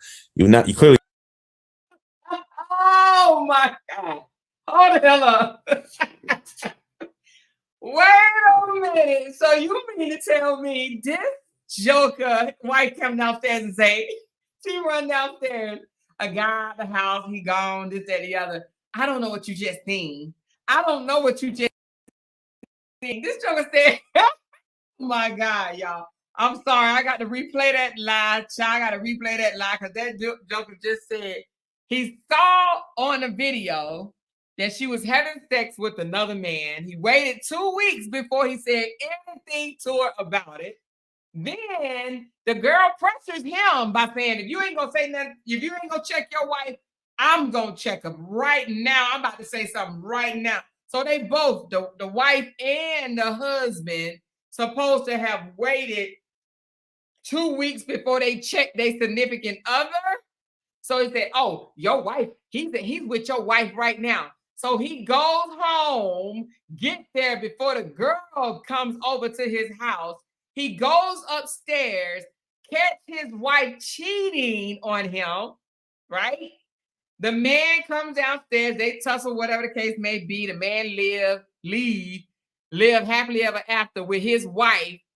But his wife comes downstairs and say, I don't know what you think you just saw. Y'all, I gotta play that back, honey. I need to hear this lie again, honey, because this is a good one right here. Hold on, y'all. I gotta hear it again. Pay attention, y'all. Pay attention. I don't know. I think they got into a fight. I don't know the whole story. All I know. Hold on, 57. Let's go back. He needed to talk to me. And at first I was like, who are you? What you want? She kind of told me a little bit and she said, you really want to talk to me. I did follow her out of there because they worked at like it's a complex for Georgia State Patrol. Follow her out of the complex, follow her to a Burger King. We sat in the Burger King. She broke out her phone. She showed me like the teddy bear camera thing. And it's Teresa and her husband they having sex. It's like, and this ain't the first time she's been there. This woman's chronicle through all of this. So the lady just chronicled through all the pictures and showing him all these videos of his wife having sex with this man is what he's saying right now. Now, when I found out about it, the man just found out that his wife, he saw her on videotape having sex with another man. Didn't say nothing to her. And he didn't say nothing to her. On every day for about 2 weeks, I wrestle with how to say something to her. How you wrestle with how to check your wife? You can check your wife about a male voice being in the background, but now you gotta figure out how to check her by having her legs up in the air, honey. What? So the woman kept reaching out to me. Have you said? And the woman kept hounding him. Have you talked to your wife? Have you checked the bitch? Have you checked her? Have you said anything to her yet? Have you said something? So she said, I'm not gonna wait. So she So now after 2 weeks, that woman said, I'm tired of waiting to confront my husband too. Really? So you got two dummies. Blasted her husband. I don't know. I think they got into a fight. I don't know the whole story. All I know is she put him out. And she called me and said, I'm on my way over to Teresa's house, excuse me. And I know they there right now. You best get your ASS there because I'm about to go kick in the. So why would the lady tell him, you better get your ass there because I'm about to go kick in your door right now? Why is she being so aggressive to him? You better get your ass right there at the house because I'm about to go kick in the door because I know the husband that I done already put out is over your wife's house. Huh? Really? Door. I go over there. She had not got there yet. I go in the door. I go upstairs. She in there with him. They doing they thing. I just shut the door. I come downstairs. They doing they thing, but they married. But they doing they thing. Now I'm mad at this point, and before I could react, the lady comes, knocks on the door. I open the door. She ready to push past me. We get to tussling because I'm trying to tell her you can't go upstairs. She ready to go upstairs.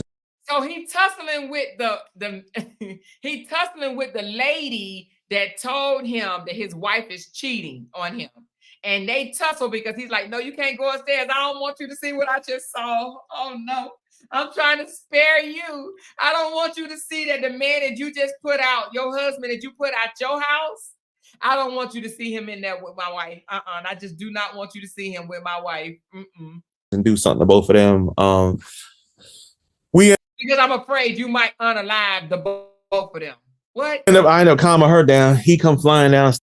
And then he had to calm her down.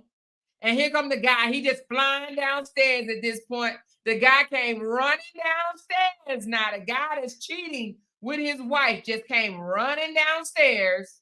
He come flying out the house. He jumped in his car and flew out the house, honey, and jumped in his car, y'all. The man made it downstairs and out the house without incident, okay? His wife didn't touch him.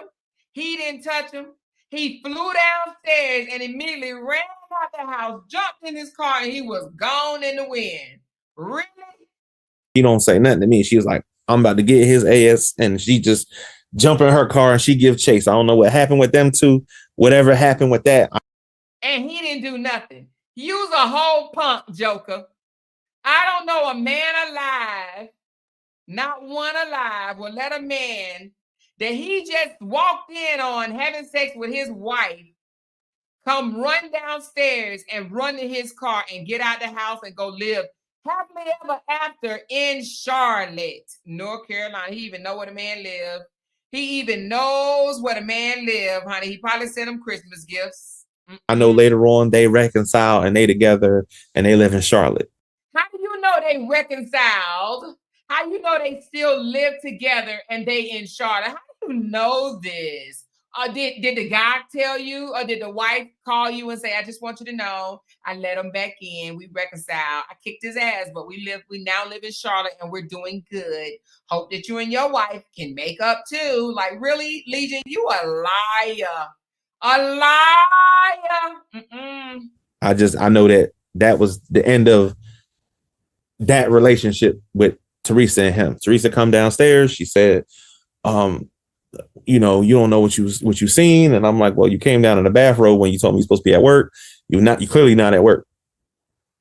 And what's up with coming out with the bathrobe shit on? Like, the second damn getting out the shower with the bathrobe that you saw your wife and another man and you just didn't say shit and you ain't unalive no damn body. Like, what's up with that? What's up with the damn bathrobe? Really?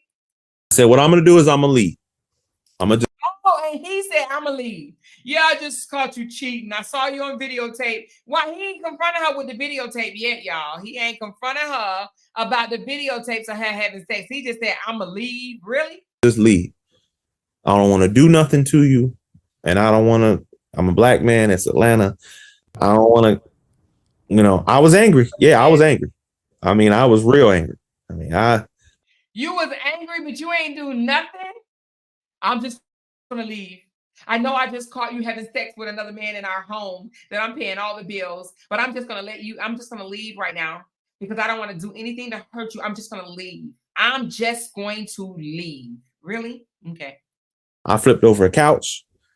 Because he flipped over a couch, y'all. Oh shit. He done turned over a couch. He ready, y'all. He ready now. I flipped over a couch. That's how mad I was. I flipped over a couch. Kept following around the house, and I said, let me get the hell out of here. And she kept following him around the house, but she just got caught cheating. I got in my car. I left. Took the long way home, 285. I got home, and I blocked her from my phone, everything, and I just had nothing to say. And I went silent on her for 2 whole weeks. When I contacted her again, we met in Cobb County. We sat down, we talked. She apologized, and I told her, I don't know if I can get with it. At this point, I went down, followed her back to the house. I took a lot of stuff of mine out of the house. The only thing I left in there was a TV and some clothes. We started going to counseling. The first counselor, she didn't like it. She didn't like the lady because the lady told her after about 3 sessions, the lady was like, well, the calls y'all hear is because you cheated. She tried to say it was because I didn't tell her about money. But the lady was like, well, both of y'all wrong. You wrong for cheating. You wrong for not telling about money. She didn't like that. We got a second counselor because she didn't like this lady. The gentleman, it kind of went the same way. She didn't like him. So then we got a third counselor, which is a pastor and his wife that he used to be a co-worker of hers. So we started doing like Zooms like this because even though COVID was dying down, they thought it would be better if we meet like this. So I would come over and we would sit down in front of the computer and we would Zoom in and we would talk. After a couple of, I'd say about 3 months of this. It might have been a little longer, but I think it's about 3 months of this. In the counseling, it just seems like she wasn't budging. What was she not budging on though? What was her issue?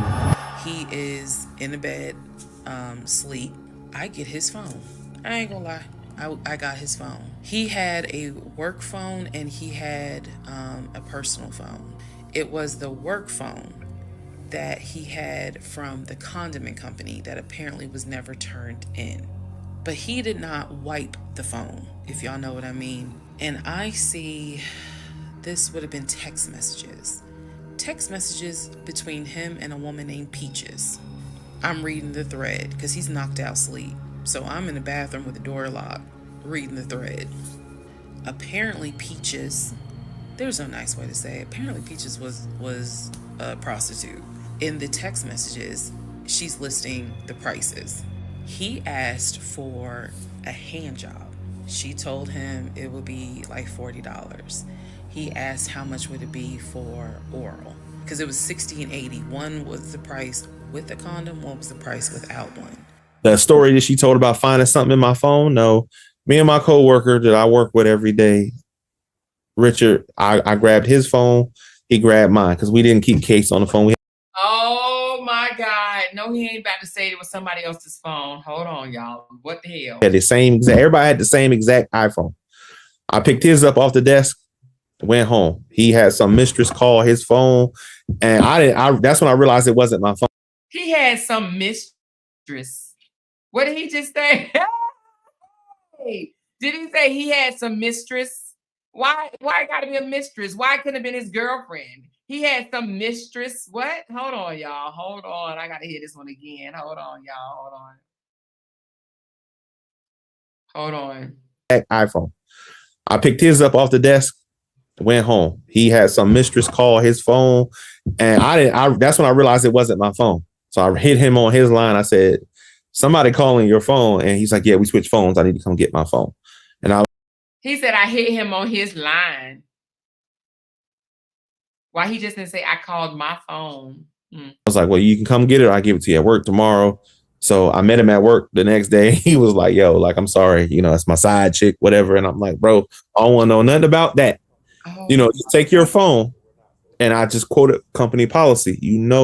That we're not supposed to use these for personal use. Oh my God. So, because those company phones, you got a different iCloud, but the HR has your. Oh my God, you're not about to tell some homeboy you work with, dude. Now we're not supposed to be using this for personal use. Girl, you're gonna be like, man, you almost got my ass in trouble. Like, are you kidding me right now, you cornball, lying ass mother freaker? That iCloud, so they can see your messages. Oh my God. So at that point, I get home, she tell me I went through the phone or whatever, because we weren't allowed to lock those phones either. So she went through the phone. I guess he was sending messages to the mistress or whoever, and then she assumed it was me. And I'm like, no, that's him and whatever. And he actually came over and told her, hey, look, I'm apologize. That's a chick I'm dealing with on the side. Like, he explained that. So that's the story about Peaches, right? Yeah, that's some chick he was messing with. That's some chick he was messing with. So you already talked about that and reconciled that. Yeah, the only reason I had contact with her is because afterwards, one day I was getting off work and she was in the parking lot looking for him. And I just told her, like, you gotta get out of here for security show, because we had a secure parking lot, and I'm like, you gotta get out of there before they get here. And that's the only contact I ever had with her. I found out later that she didn't take the promotion because her and the guy, that would have cut into the time they were spending time together. Because she used to tell her mom that. Wait a minute, did he just flip the whole damn script? Hold on, what? Is something cut? Hold on 1 second. I was never home. I leave the house 6 o'clock in the morning. I'll be home 2:45. So she worked till like 3:30. I wouldn't see her till 7:30, 8 o'clock at night. She'd be like, I'm at work. It were all signs, but I ignored them because she was my wife, and I'm just saying she's trying to work hard. But your hours didn't match, because she would get paid, and they would give her a stub. They do the direct deposit, but she would get a stub. Now I had access to her account. She had access to the 2 that I let her know about. So I would see the stub, and then hours would add up. And then, you saying you're making more money because you're working hours, but your hours were the same. Her schedule never changed. She didn't do any overtime. She didn't have to work over on special projects. None of that. Pretty much everything we talked about so far is a lie, according to what you're saying. Unfortunately, yes. Why this? In my opinion, this was done simply because I left. I said enough is enough. But why so long? But why so long though? Because you left a long time ago. It wasn't like it was yesterday. You'd have to ask her. When I left the situation, it ain't no secret. I said to people before. I called friends of mine, friends back in California. Talked to both my brothers, or they're not my brothers, but we're just gonna say Miguel and Elgin. But I talked to them because they were my confidants. Another friend of mine, we talked. Another buddy of mine, Omar, we talked, and it was just the consensus was that I couldn't do it anymore. I called her cheating. It was too much. I had talked to the guy's wife. She had caught them. She showed me video of them 2 in the house together. Everything. Her, if she was ever wrong, anything. She kept talking about a work phone and all this stuff. And I'm like, I gotta have 2 phones for work, because I'm not gonna. It's just my job. The nature of my job, I had to have 2 phones. Simple as that. She had a password to both of them. It is very hard to comprehend that everything is a lie. Like, there has to be something that's true. Still July of 2021. I finished going through the book bag. There were some other folders with papers in there. He had left the work phone. What I actually found out was that it was not a work phone. It was simply a secondary personal phone. He told me it was a work phone. I thought that the company was paying for the work phone, but I found receipts where it was a prepaid phone, and he's paying to add minutes to it. So it's just receipts of, you added minutes to the phone on this date, you added minutes on that date. Work phone, whole thing, that was a bold-faced lie. Obviously it was a lie, because as we now know, he was a forklift loader. Were you ever like a forklift driver? That's what somebody was mentioning. The charity work that I used to do, I got a forklift license, because the charity work I used to do, they load the trucks and they send them to disaster areas. They feed the homeless. So I learned to drive a forklift doing that kind of work. And then I got a license to do it. I even got a license to train other people to do it. But that was charity work. That's me doing charity work, me feeding homeless, me helping people out. And I just wanted to do something. My mom was that kind of person. And for me, it just made me feel good. It wasn't about recognition. It just something made me feel good. You talking about the picture? You talking about a picture? Yeah, it was a warehouse, because they pack up food to give to disaster areas. So yeah, you got to wear a hairnet. And that particular picture where I had it on my face, we were just playing around that day. Because I did see something where somebody was mentioning they worked with you as a forklift driver, and that you said, hey, you know, I don't even have to be here. I have enough money to where I don't need to work, but I'm just doing this to just have something to do. A lot of people, Teresa, got roped in on this story and lie. Unfortunately, this started. I left her. She didn't contact me, and we went through a whole year. I ain't hear nothing from her. Divorce was final. Everything she got what she got out of it, which was I left her with 10 grand. And she can do what she can do with her car. That was it. Clean break. We were done. Wasn't he just gonna change the subject? He said there's somebody that came forth and collaborated that they worked with you, and now all of a sudden he didn't change the story. You see how quick he trying to change the story about how much money he done left her and all this stuff. Nothing, no fight, no argument, nothing. I told her I couldn't do it no more. Went down, got last month. I told her I'd be back for the rest of my stuff. And it was at her crib, and that was it. I was done. It did not work for me. And instead of trying to make it work, I just said enough is enough. And I left. She agreed. We actually shook hands. She hugged me, told me, take care of myself. What about this co-worker, Legion? What about this co-worker? Stay in contact. And I honestly said to her, I'm not going to do that. I told her to take care of herself, and I told her my best advice for her is please financially get yourself together. That's the very last conversation we had. So get yourself together financially, because I didn't mind taking care of you, but at some point the deal was you were going to step it up, and you didn't do that. The cheating part, that was too much to deal with. If I would have still been married to her and I'm still paying bills today, I still would have been working with her to take care of that if it needed to be. Because when you got a wife, that's what you're supposed to do. But the cheating, then you go into the marriage counselor, you're not admitting anything. You still trying to place the blame. You keep talking about this, talking about that. You ignoring the real truth. Did I hide money from her? Yes, I did. So what was the point of the marriage counseling then? If you knew, hey, I'm done with you. I was trying to save the marriage, honestly. I was. But I thought it was just too much to deal with. Honestly, I guess I can say, hey, I wanted to forgive her because I wanted it to work. But after, you don't want to admit to anything, you're not wrong. You don't believe that you're ever wrong. It's not going to work. And once that happened, I left. That was it. My birthday was coming up. I just left. I took a trip. I came up north, saw some family, came back down, found a job, and was on my way back up. The paperwork was in. Then she went and filed on her own and got the divorce, which is fine with me. So, but I thought okay, anyway, child, let's go. So she filed. Yeah, I filed, but I didn't finish because I was in a car accident. Okay. When I was moving back up, when I was my last trip coming back up here, I was in a car accident. So I was in the hospital. I went to someone's wedding. Went to a buddy of mine's wedding. I was an accident. I was injured pretty badly, and I had to get You had to get 4 surgeries and learn to walk again and do all that. But you weren't with her at the time. She wouldn't have used that as an example to what you were talking about with your knee. She knew about me being in the hospital. I was in an accident because at the time on my medical paperwork, she was still listed as my wife.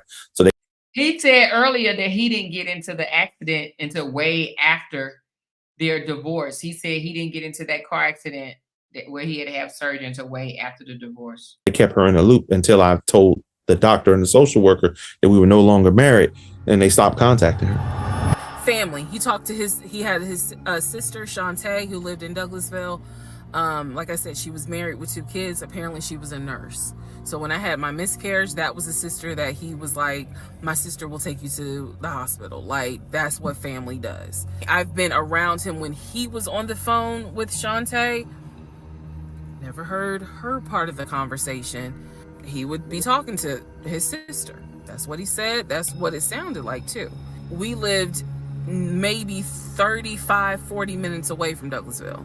So there were plenty of times that he had invited me to go with him to his sister's house. The first time he invited me, I was like, nah, I ain't going because, again, COVID. And she's a nurse.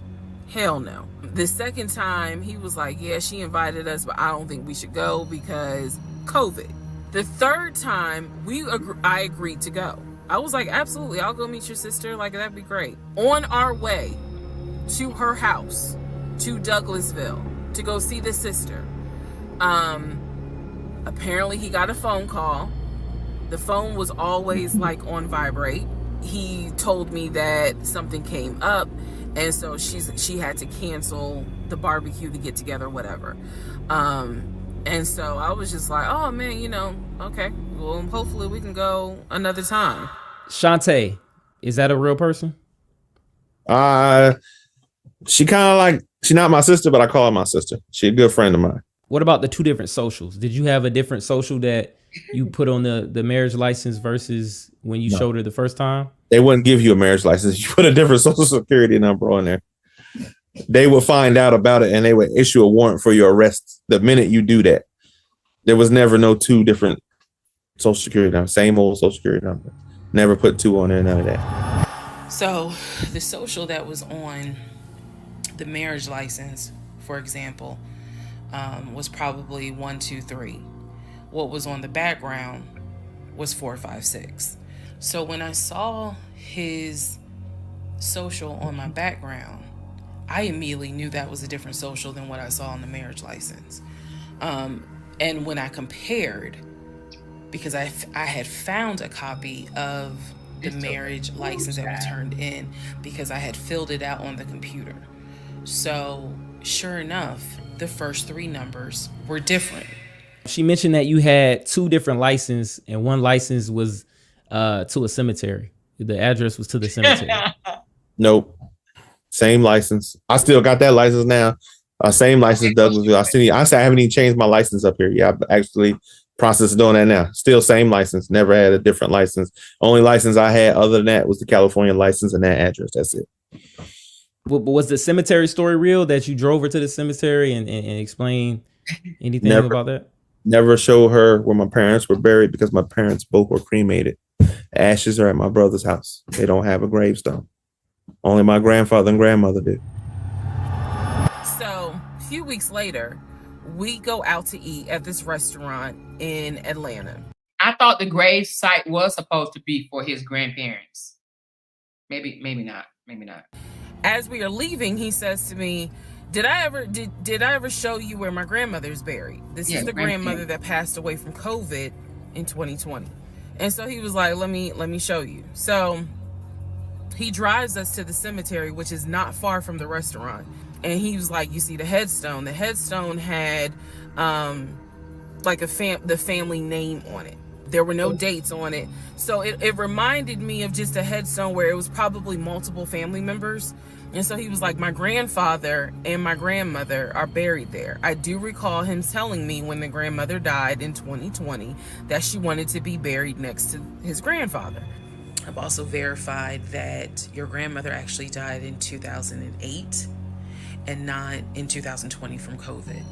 I have no idea who that man is in my guest bedroom. So just to go back on that, when you said they're at your brother's house, so the brother that you were talking to, these are just like friends. These are friends that you call brothers, but your actual brother you don't really speak to. Yeah, talk about we that. speak here and there, but not really. When our parents died, we all kind of went our separate ways because my parents really preached for us to be a family.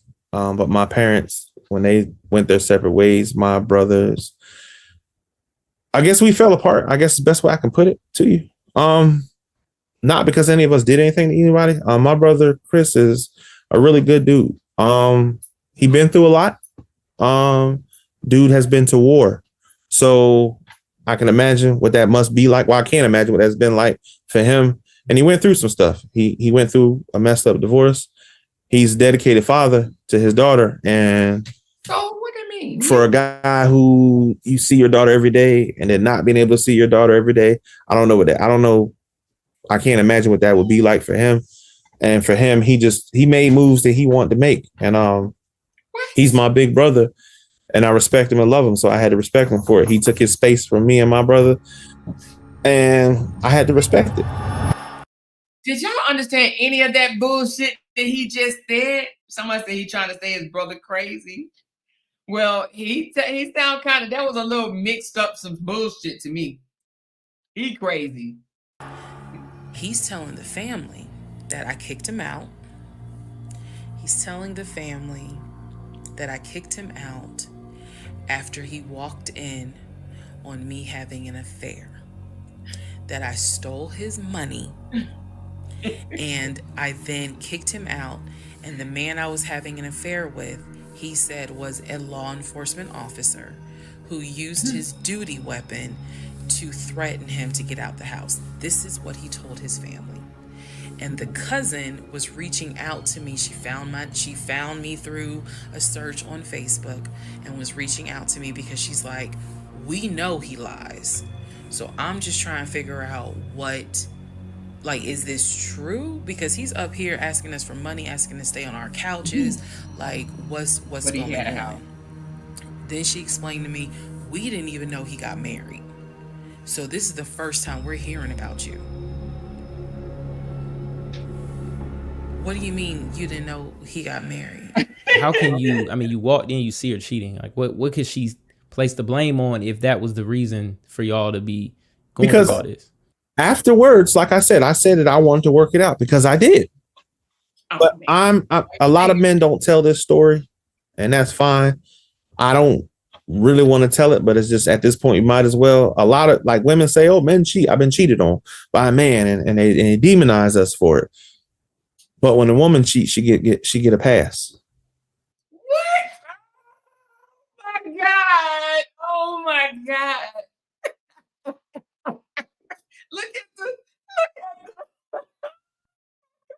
Look at the interviewer. He's like, okay, hold on. You seen videotapes. He said he's seen a lot. She fanned through a lot of video recordings of different incidents of his wife cheating with another man. And then he walks in and see his wife cheating in their home that he pays for. And she gets a pass. Don't want to pass. You hear me? If I'm cheating that many times, I don't want to pass. I'm done. I don't even want to be with you. If I am disrespecting you to the point where I am cheating my ass off, I mean, if you just so happen to slip up on some D, that's one thing. But if you keep slipping, that means you want it. Listen, you don't want no pass. You want the D. Do you understand what I'm saying? The D that you keep going back to. Oh my God. He said he wanted to work it out after seeing her face down, ass up with another man. Are you kidding me? This dude is effing lying. You hear me? Ex-girlfriend did the same thing. Oh, and I left. Oh, woe is me. Well, they probably couldn't find his Peter Jeter. The only other reason he probably, caught somebody cheating and stayed with them is because they couldn't find the Peter Jeter up under all that stuff he got going on, because it looked like he's a big one. They couldn't find the Peter Jeter. You hear me? They couldn't find it. No way. They couldn't find that thing. It was too little. And I gave her a chance, and she cheated 3 times, 3 different guys. Oh my gosh. So I said, what I'm saying is basically, if you're saying, hey, look, I have the fact that I'm paying for everything. You're not moving up successfully in your career to where you can help me out, helping you out. And then I caught you cheating. What could be any reasoning that she has to say, well, I don't want to be with you? She wanted to work it out. She said, that's what she said. My problem was when the counseling got started, she denied that she did anything wrong. She told the first counselor that, second one, she told the pastor, same difference. She didn't do anything wrong. So I'm telling you. But if you saw it with your own eyes, I don't give a damn what she tell them. Like, what? Telling them, hey, yeah, I hid money from her. I'm wrong for this. Oh my. You know, because I'm trying to make it work. But you sitting over here, you don't want to talk about the cheating with them. You don't want to bring that up. You don't want to talk about that. So you want to basically delete that you cheated and just say we here because he hid money from me. And that was that. So what do you think the reason for the month, like why do you think that's such a big deal then? You know, if you were paying for everything and you getting there in these situations, why was the hiding money thing? What was that? Like greed on her part is all I can say. I don't know, because at the end of the day, when I stopped paying for stuff, like, because the whole council thing, I stopped paying for stuff. You got to take care of your own bills, take care of my house. That was it. No more, no purses, no shoes, no shopping trips, no going out to dinner, no concerts, none of I mean, come on. She gave another dude some ass. And he's like, oh, you ain't going to no more concerts. I ain't taking you out to dinner no more. No more. You ain't getting no movies. I ain't dating you no more because you giving my coochie away. So we can stay married and go to counseling, but I ain't buying you no more purses. That's over with. You ain't getting no more purses. Really? Dude, for real? Oh my God. He ain't lay hands on nobody. My God. that. Legion would talk about the niece, meaning Chris's daughter, and would send her stuff for her birthday. And he was like, he said, I'm almost positive my brother never sent anything for my daughter's birthday. And I explained to him, I said, isn't your daughter's name Egypt? He said, no. Who the hell is Egypt? And I said, I was told that was your daughter's name. That's the reason why I'm saying the name on here, because obviously we're about to confirm that's not the daughter. So I said, I was told that's your daughter's name. I said, I went with him to Rack Room Shoes and bought shoes for what I was told was your daughter. Okay, so she had mentioned that you guys had went to the post office and mailed off some kid shoes to a girl named Egypt. Friend of mine's daughter, and we are close. She's a friend of mine. V is a real good friend of mine. Her daughter is like my daughter. Egypt is a very good kid, and at the time, her mom was doing the best she could do, and she wanted to buy Egypt something. And for her birthday, I bought her a pair of Air Max because I just felt like she deserved it. And I was just doing something nice. And they were in St. Louis at the time, so the only way she could get them is if I mailed them to her. So I trusted Teresa. Just can you mail these off for me? She said, hey, I'll go by the FedEx place for you. Just give me the address information. I shot her address information and she mailed them off. She said that there was no. So why lie and say it's your niece? Oh, it's a really good friend of mine. It's a really good friend of mine. It's a really good friend of mine. Not really my sister, not really my brother, but I call him my friend. I call him my brother. I call him my sister because they give me advice. They give me advice about my relationship, give me advice about my life. They ain't really blood. They ain't really kin. I just call them that. They call me that. We have love for each other, So I just call them my sister, and then I call them my niece. But they really good friends. You know what I mean? Like, oh my God. Trace that she had, if I'm not mistaken, of Egypt. The young lady exists just fine. She graduated from high school this year.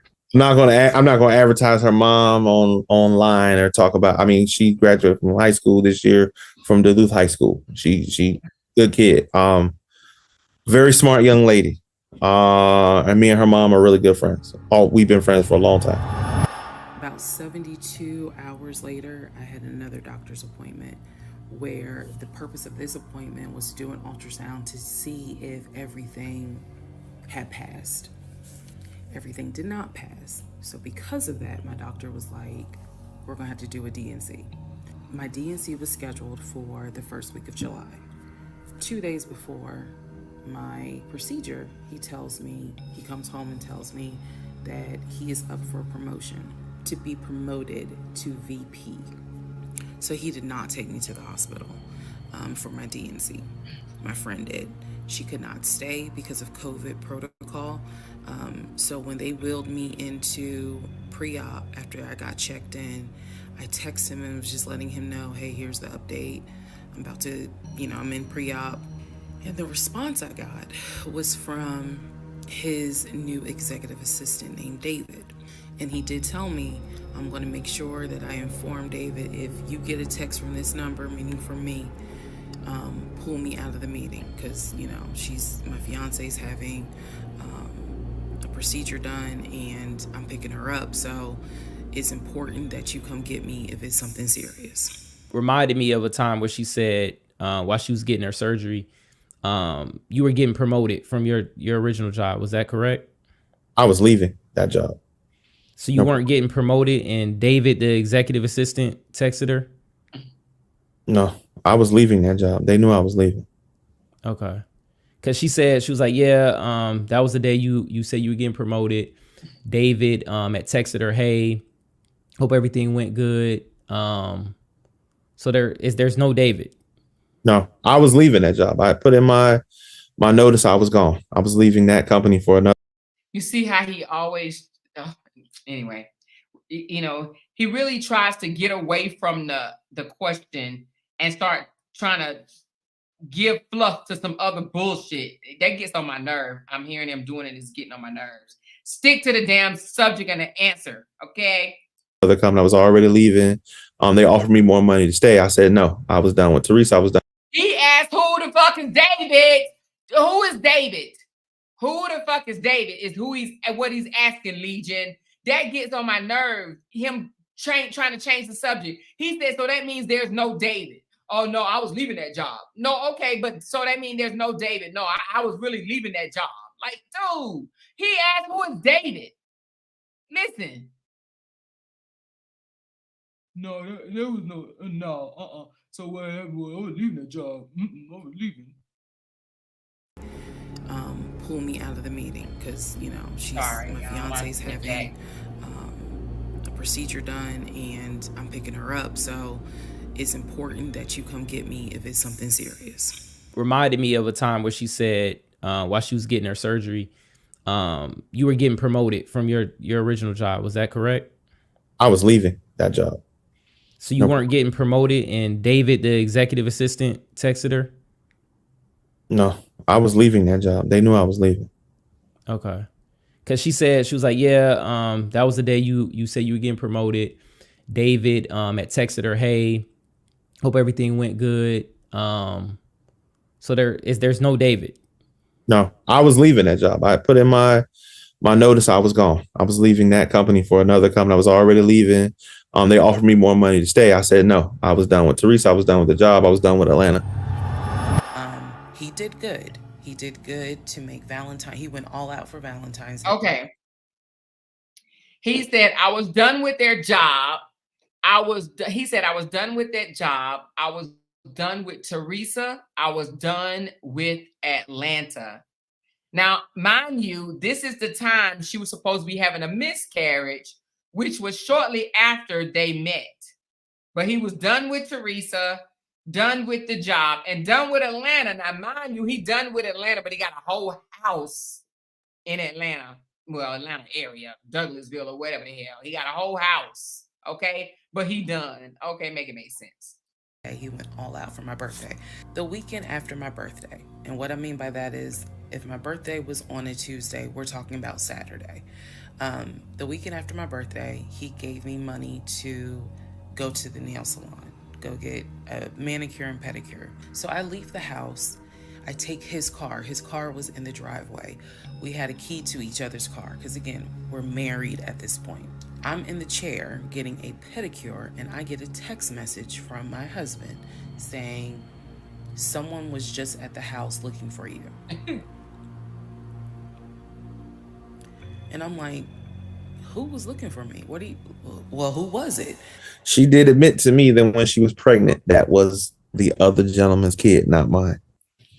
Because we had not, while the pandemic was going on, he was the guy coming over. He was the guy showing up. Because the pandemic, for 5.5, almost 6 months, I didn't physically see her. So when the doctor said, so he was okay with marrying her after he already admitted that they was boyfriend and girlfriend living separate. They were boyfriend and girlfriend living separate during the pandemic. This is his version. But he still married her afterwards because he loved her. But yeah, you knew another dude was coming over and tapping that during pandemic? Really? Hey, you 5.5 weeks pregnant. I didn't say it in the doctor's office, but I gripped her hand because, again, we had not been together, have not physically spent any time together. And we talked about it in the car. And she tried to throw it in my face that that's not what happened. You don't remember all this other stuff. And at that point, I got suspicious, and then it led up to where we are with the whole breakup. But okay, so when you were suspicious, that didn't lead you to try to leave? You just stayed with her just because? Well, like I said, she tells the story that I lived there. No, I had my own place. I would go there on the weekends, or she come up to mine on the weekends. So it wasn't that. It just that, other than what the doctor said, I wanted to find out more. Because you getting divorced with somebody, what's the grounds? You can have irreconcilable differences, if I'm not mistaken. But at the time, the best way I can put it, I was still, I guess, a fool because I still wanted it to work. Mm-hmm. Well, okay, with the car backing in the driveway and you stepping out on the porch and stuff like that, do you remember her talking that was about him. That was him. Yeah. So that was him. He backed into the driveway. He didn't think I was there. He didn't think I was there. And he backed into the driveway. She was upstairs. I went downstairs. I opened the door, and he quickly got back in the car, and he sat there for a minute. I thought about going to tap on the window, then I didn't. Then I decided to go and tap on the window, and he just drove off. That was the same, because she said that was her. She had mentioned she had an ex-boyfriend. That wasn't the ex-boyfriend. You saying that was a lady's husband? Yeah, that was him. That wasn't the ex-boyfriend. The ex-boyfriend reached out to me like while we were together because I guess he was living, or he would come there. He was living in Milwaukee, and he came one day. She was at work. I happened to be at the house, and he was like, "Look, I'm here." And I let him in, and we had a conversation like two gentlemen. And he was like, "Man, I'm here because she told me she had my Xbox and some stuff from me." And I was like, "Bro, I don't know." And me and him went upstairs. We looked around, all through the house. What the hell? Oh my God. So wait a minute. He met the ex-boyfriend. What type of dude is this? Hey, picture your ex coming to your house and telling your husband that you still have his Xbox and you ain't giving it back. And your husband allows him upstairs to look for himself to see if you really got his Xbox. Oh my God. Can you imagine that? Can you imagine your man's ex coming to the house? I know my man. I know he still got my purse. And you like, come on in, girl. Come on. Let's look for the purse together. Come on, let's go upstairs. He said they went upstairs together and looked for the Xbox. Her ex-boyfriend and him went upstairs together. Y'all, throw the whole damn man away. This man is sad. So sad. The ex-boyfriend reached out to me like while we were together because I guess he was living, or he would come there. He was living in Milwaukee, and he came one day. She was at work. I happened to be at the house, and he was like, "Look, I'm here." And I let him in, and we had a conversation like two gentlemen. And he was like, "Man, I'm here because she told me she had my Xbox and some stuff from me." And I was like, "Bro, I don't know." And me and him went upstairs. We looked around, all through the house, and I called her, and she jokingly said, "Tell that MF I sold that SHIT. I took it to the pawn shop. F him." She say, "What the fuck you let my ex in the house for? What? My ex over there looking for?" No, tell that motherfucker that I said I pawned that shit. Now y'all can go get fries and with cheese dips and stuff like that. But tell him that I pawned that motherfucker. And wait a minute, hold on. And tell him that I said the next time he get caught doing this. And wait a minute, hold on. And tell him that I said that I don't even want him anymore. And hold on. and tell him that I said he better not move any of my pictures. And hold on. And tell him if he really want to know, I cheated on him. And tell him this too while you're at it. Tell him, bye, I can't stand you anymore. Now tell him that, babe. Tell him, babe. Really? Tell that MFer I pawned that shit. Really? Oh my God. And he was upset. And, you know, he was wanting to call the cops and do all this other stuff. And I'm like, well, that's between you and her. I talked to her about it when she got home. She laughed. She thought it was a joke. Oh my God. He said the dude wanted to call the cops after all of that. After he said, man, I just got the phone with my wife and she said she pawned your shit. After I done let him walk all through my house, I told him my wife pawned your shit. And he said, I'm going to call the police. And he said, okay, well, that's between you and her. Really? Between you and her? That's between you and her. Really? Think about that bullshit. That's just so sickening of him. Oh, that's between y'all. I ain't got to do with it. Y'all can talk about that on y'all own terms. Go out to dinner and y'all have that discussion, okay? Because that's between y'all. Ain't no goddamn way my husband about to let my ex in the house looking for some bullshit that he said I took from him when we was together. What? She laughed about it. She said they broke up. I don't know. She said he cheated on her. He say he just walked out of a relationship because he got tired of her. At the end of the day, because she was secretary for law enforcement, I just took it upon myself. I called him up because we exchanged numbers and I replaced the Xbox. I decided. Oh my God. Are you freaking kidding me? So now he replaced the Xbox that the ex-boyfriend came to the house looking for. Girl, y'all better shut the front door. He replaced the Xbox. What the wussy is he? This is a whole wuss. I called him up on the phone because we exchanged phone numbers and I thought he was really cool. And I was like, hey, you want to catch a movie next week? Because I mean, I think you're a cool dude. What brand Xbox was that? What model was it? I'll get you another one. Don't worry about it. Yeah, I'll just go ahead and pay for another one for you. Are you kidding me? Are you freaking kidding me right now? Oh my God. I know the girl that's sitting there got to be the biggest fucking dummy in the goddamn world. To look up his mother's obituary. This shit. Look up the mother's obituary. And down at the bottom where it talks about, she's preceded in death by, and it lists all the people, the family members that died before. It lists Legion, the brother in Philly, and his wife and daughter, her granddaughter.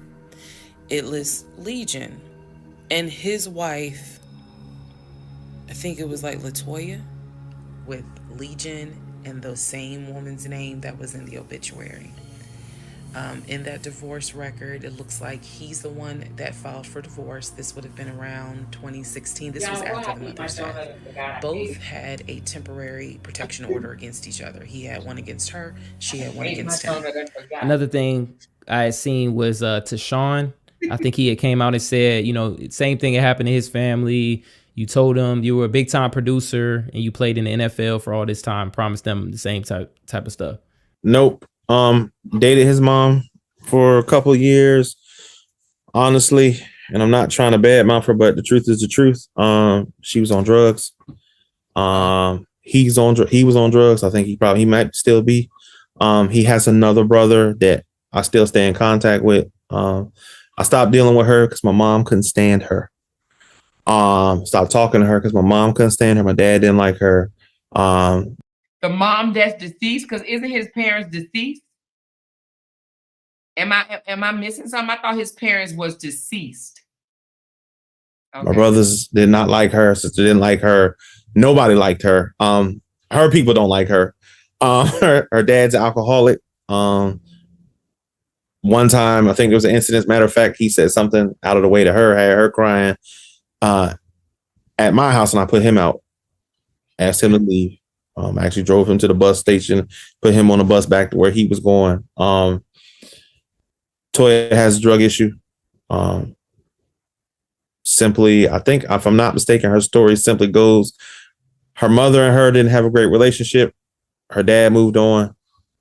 She had kids, one after another, after another, after another. When I met her, we talked. She seemed cool. She had when I found out about the drug problem, we were done. Her son, I met him.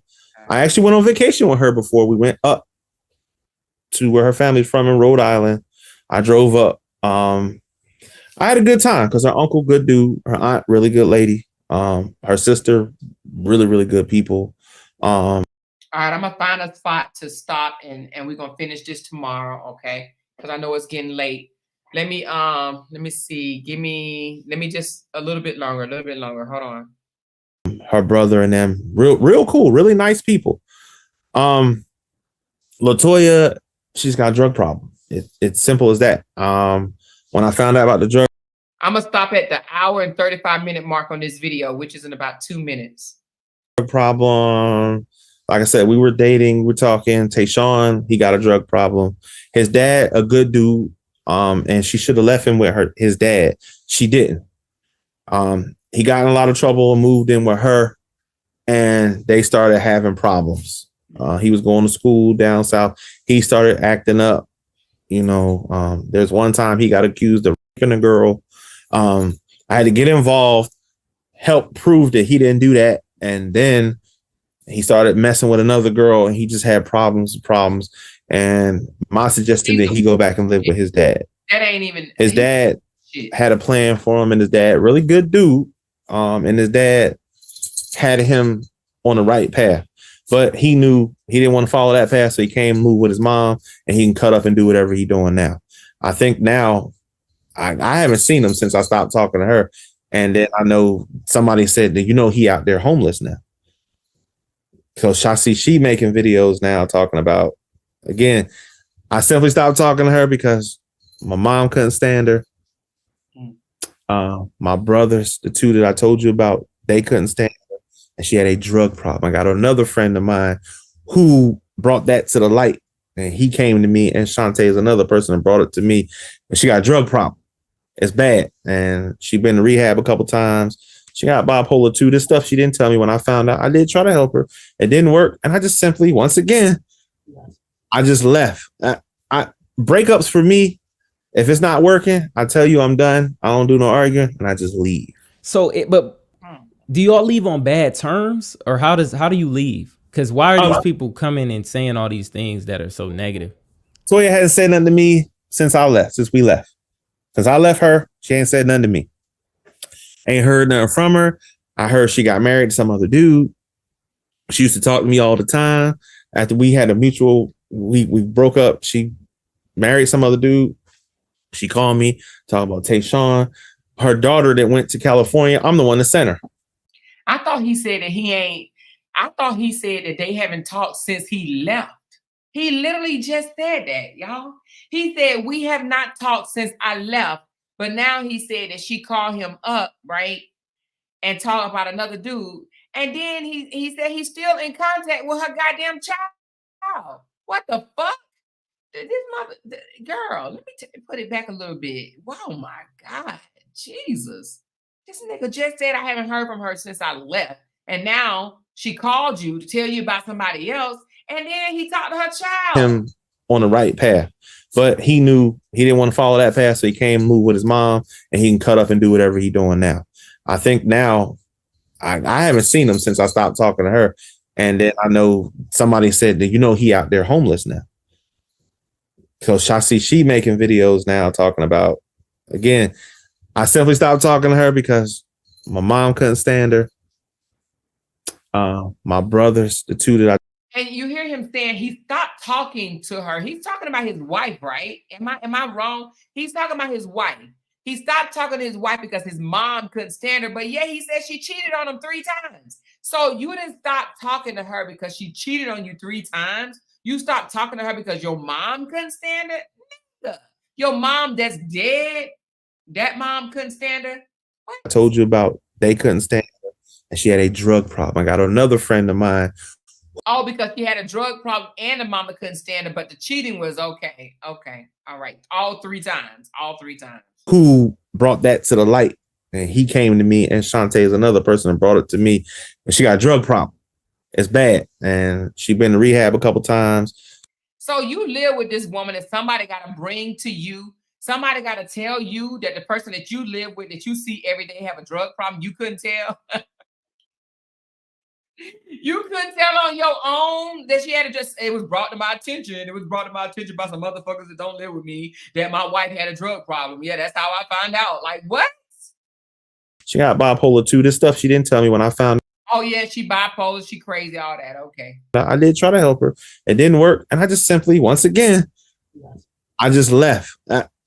Breakups for me, if it's not working, I tell you I'm done. I don't do no arguing, and I just leave. So, but do y'all leave on bad terms, or how do you leave? Because why are these people coming and saying all these things that are so negative? Toya hasn't said nothing to me since we left. Toya hasn't said anything to me since I left. Okay, y'all heard that? Toya haven't said anything to me since I left. Write that down. Since I left her, she ain't said nothing to me. Because he left her. They always leave a woman, honey. They always leave, honey. They always be the one that leave. Ain't heard nothing from her. I heard she got married to some other dude. I have not heard from her. Okay, he ain't heard from her. She used to talk to me all the time. After we had a mutual, we broke up. She married some other dude. She called me, talking about Tayshawn. Her daughter that went to Tayshawn is his ex-wife's. Tayshawn is his ex-wife's son. Okay, Tayshawn. California. I'm the one that sent her. I'm the one that sent her. When I was leaving, not dealing with her no more, her daughter expressed to me that she used to live with the aunt at one point. Me and the aunt we're good friends, and I reached out to her, Carla, and said, "Hey, you think you can take in Joselle?" She said, "Yeah." They came. They was on vacation, and they rented a car and drove down, picked her up, and that was that. And I left her, and we were done. She came one time when I was up. I came back up north to visit. She came up, visited, trying to rekindle something. I traveled to Rhode Island to see her when she was living there. She was in and out of rehab, and it was just nothing. I can't fix it. You're using drugs. You're doing all this. If it's all the same to you, I'm going to go my way. You're going to go your way. It's not going to work. And that was it. I didn't hear anything else from her. Every once in a while, she reached out to me because one of her sons I still talk to all the time. I make sure he good because I met his father, and he a good dude. God rest his soul. So he called me and let me know how he doing. I check on him. He check on me. That's it. I ain't heard nothing from Toya until she got on the video. Part 28 is the phone call that I had with the ex-wife. I am the wife of Legion. Silence. And she said to me, and I quote, "If you were calling me, then I know it's bad." And I said, "I understand that you and my husband talk and communicate." And she immediately said, "What? No, we don't." She said, "One thing you need to know about Legion." She said, "Whatever he tells you, it is a lie." And before we got off the phone, I said to her, I said, "If everything is a lie," I said, "I have one question for you." And she said, "Sure." I said, "How is your daughter?" I said, "How is your daughter?" She said, "What did he say about my daughter?" I wasn't going to tell that woman that he said her daughter passed away. What about the $2,000 you asked to take out for the stepdaughter? She said that she had talked to the mom supposedly for like a funeral cost. Never happened. Lies. Okay. You think that was just a part of the story, or like, why would somebody lie about that? You got to ask her. Again, why do people lie? I have no idea. Like I said, I don't know where that came from, where that went left. I don't know. So later on, Legion calls me. He calls me because he wants some money. He just needs a little bit of money to hold him over till payday. Again, I was recording all my calls at the time. He was still standing by the lies he told me. So finally, I just asked him, and this is where let me just say it. I asked him, why the hell did you even marry me?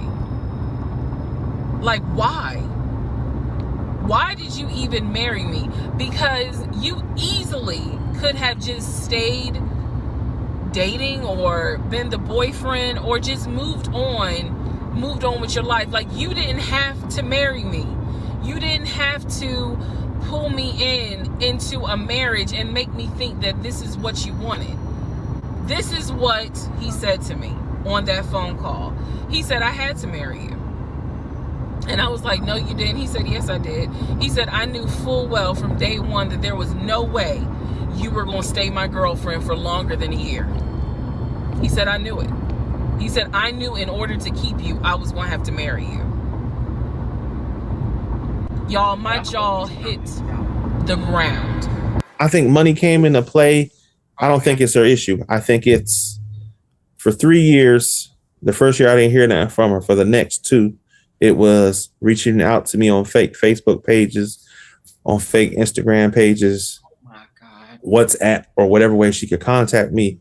She would tell people she's looking for me to see if I'm okay, but then she contact me and it's, I want us to fix things. I want to get back together. I want to start over. And I was just like, no, I don't want to fix stuff. Mm-hmm. And at that point, the last conversation we had was about a month before Valentine's Day. She called me up. She made a fake Facebook page, called me up. And she reached out to me and we talked for about 20 minutes. And she says to me, I want to work stuff out. I really want to fix stuff and I want to pay you the money back that you spent. And I want to show you,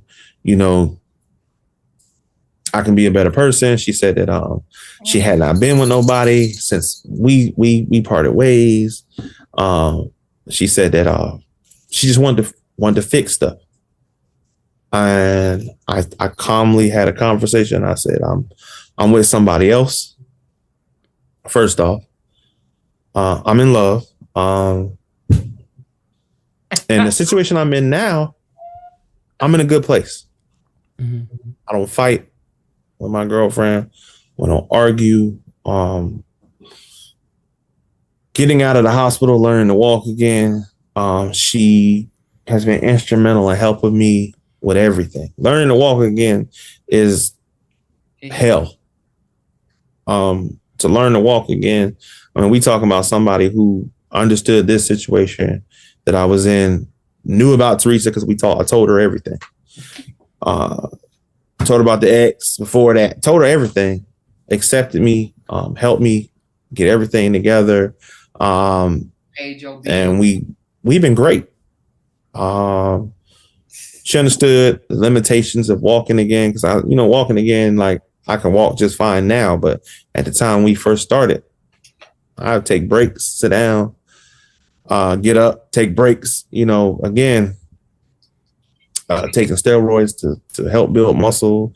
Now to get back on a diet again to lose weight because, taking a steroid, obviously you're hungry, you're going to eat more, changing health plan again.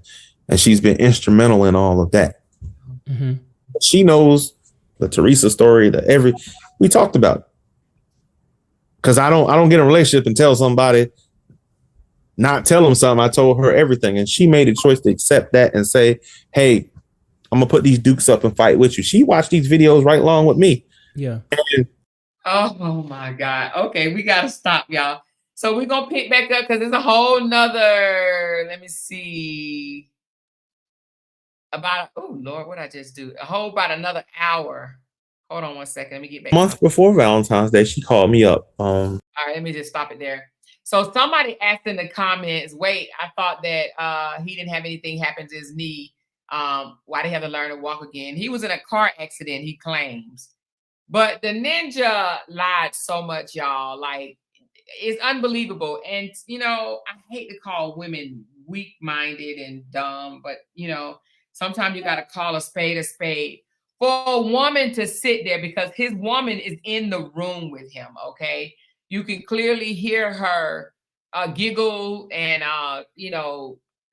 kind of laugh a little bit here and there while he's talking. So she's clearly in the room with him.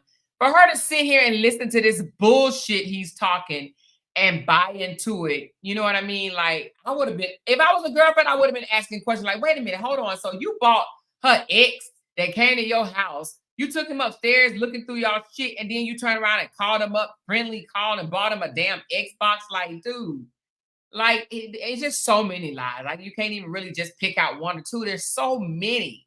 I do not believe this dude whatsoever.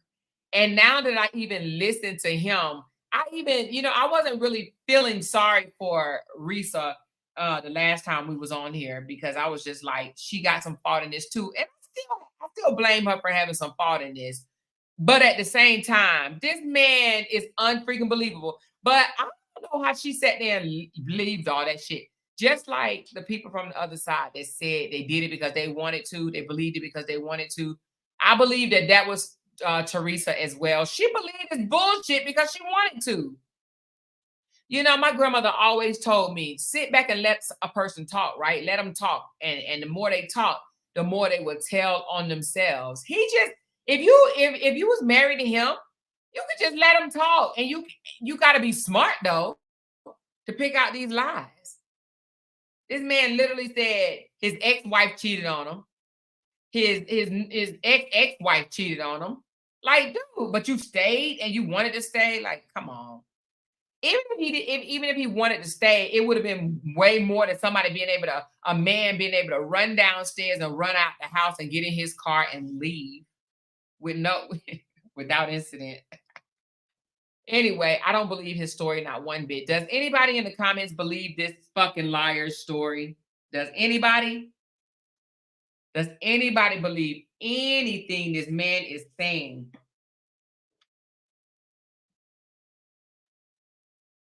He is a liar. Now, I don't know if he's still lying to the one he with. I would think he probably is, but who knows? She probably know he broke. She probably know he ain't no baller shot caller. Oh my God. So we're going to stop there on this video, and we're going to pick back up tomorrow. Hold on one second. Let me look. She made a fake Facebook page. Called me up. I'm going to pick back up at the 1:40 mark, okay? 1:40, hour 40 minutes. So y'all remember that. Hour 40 minutes for me, please. Hold on. Matter of fact, I'm going to do this. Hold on. I'm going to try something right quick. Hold on. Oh, no, it won't let me do it, but it's okay. I do it an hour 40. So just kind of remember that, okay, you guys? So listen, what y'all think so far? She said, y'all still here? I wrote my exam so quickly to come back. Yes, girl, we are here. We're going to finish it up tomorrow, though. We're going to finish the breakdown tomorrow, y'all, because I don't want this video to be too long, and we about to hit 3 hours, so you already know how it is. So I'm going to finish the rest tomorrow. She said his background is definitely giving broke as hell, Bonita. You hear me? Broke as hell. Broke as hell. And he said he got a whole house that he done paid for it. And you can't tell me that man got a house that he paid for in cash. He said he paid for the whole house, $125,000. The house is paid off. Well, wherever he at, it looked like some little small room that he's staying in. Probably was on 1-bedroom hotel, 1-bedroom trailer, a house, whatever. But whatever it is, you right, it's looking broke as hell. You hear me? It's always the ones that look like him with the most audacity. Kayshawn, girl, you ain't saying nothing but a word. Sometimes she said he could have a virtual background. Now, Sharon, you know you don't believe that, Sherry Ann. You know you do not believe that. She's just shaking my head again. Throw him away. The dirty curtains and the dull chain. Yep, and all them goddamn keys. You hear me? He got a bolt lock on the door, or is it at one of them little ring doorbells or something? I don't know. But it is always them kind right there. I left her and she wants to be back with me. Yeah, right. I do not believe that at all. I don't believe she, but I don't believe she want to be back with that joker.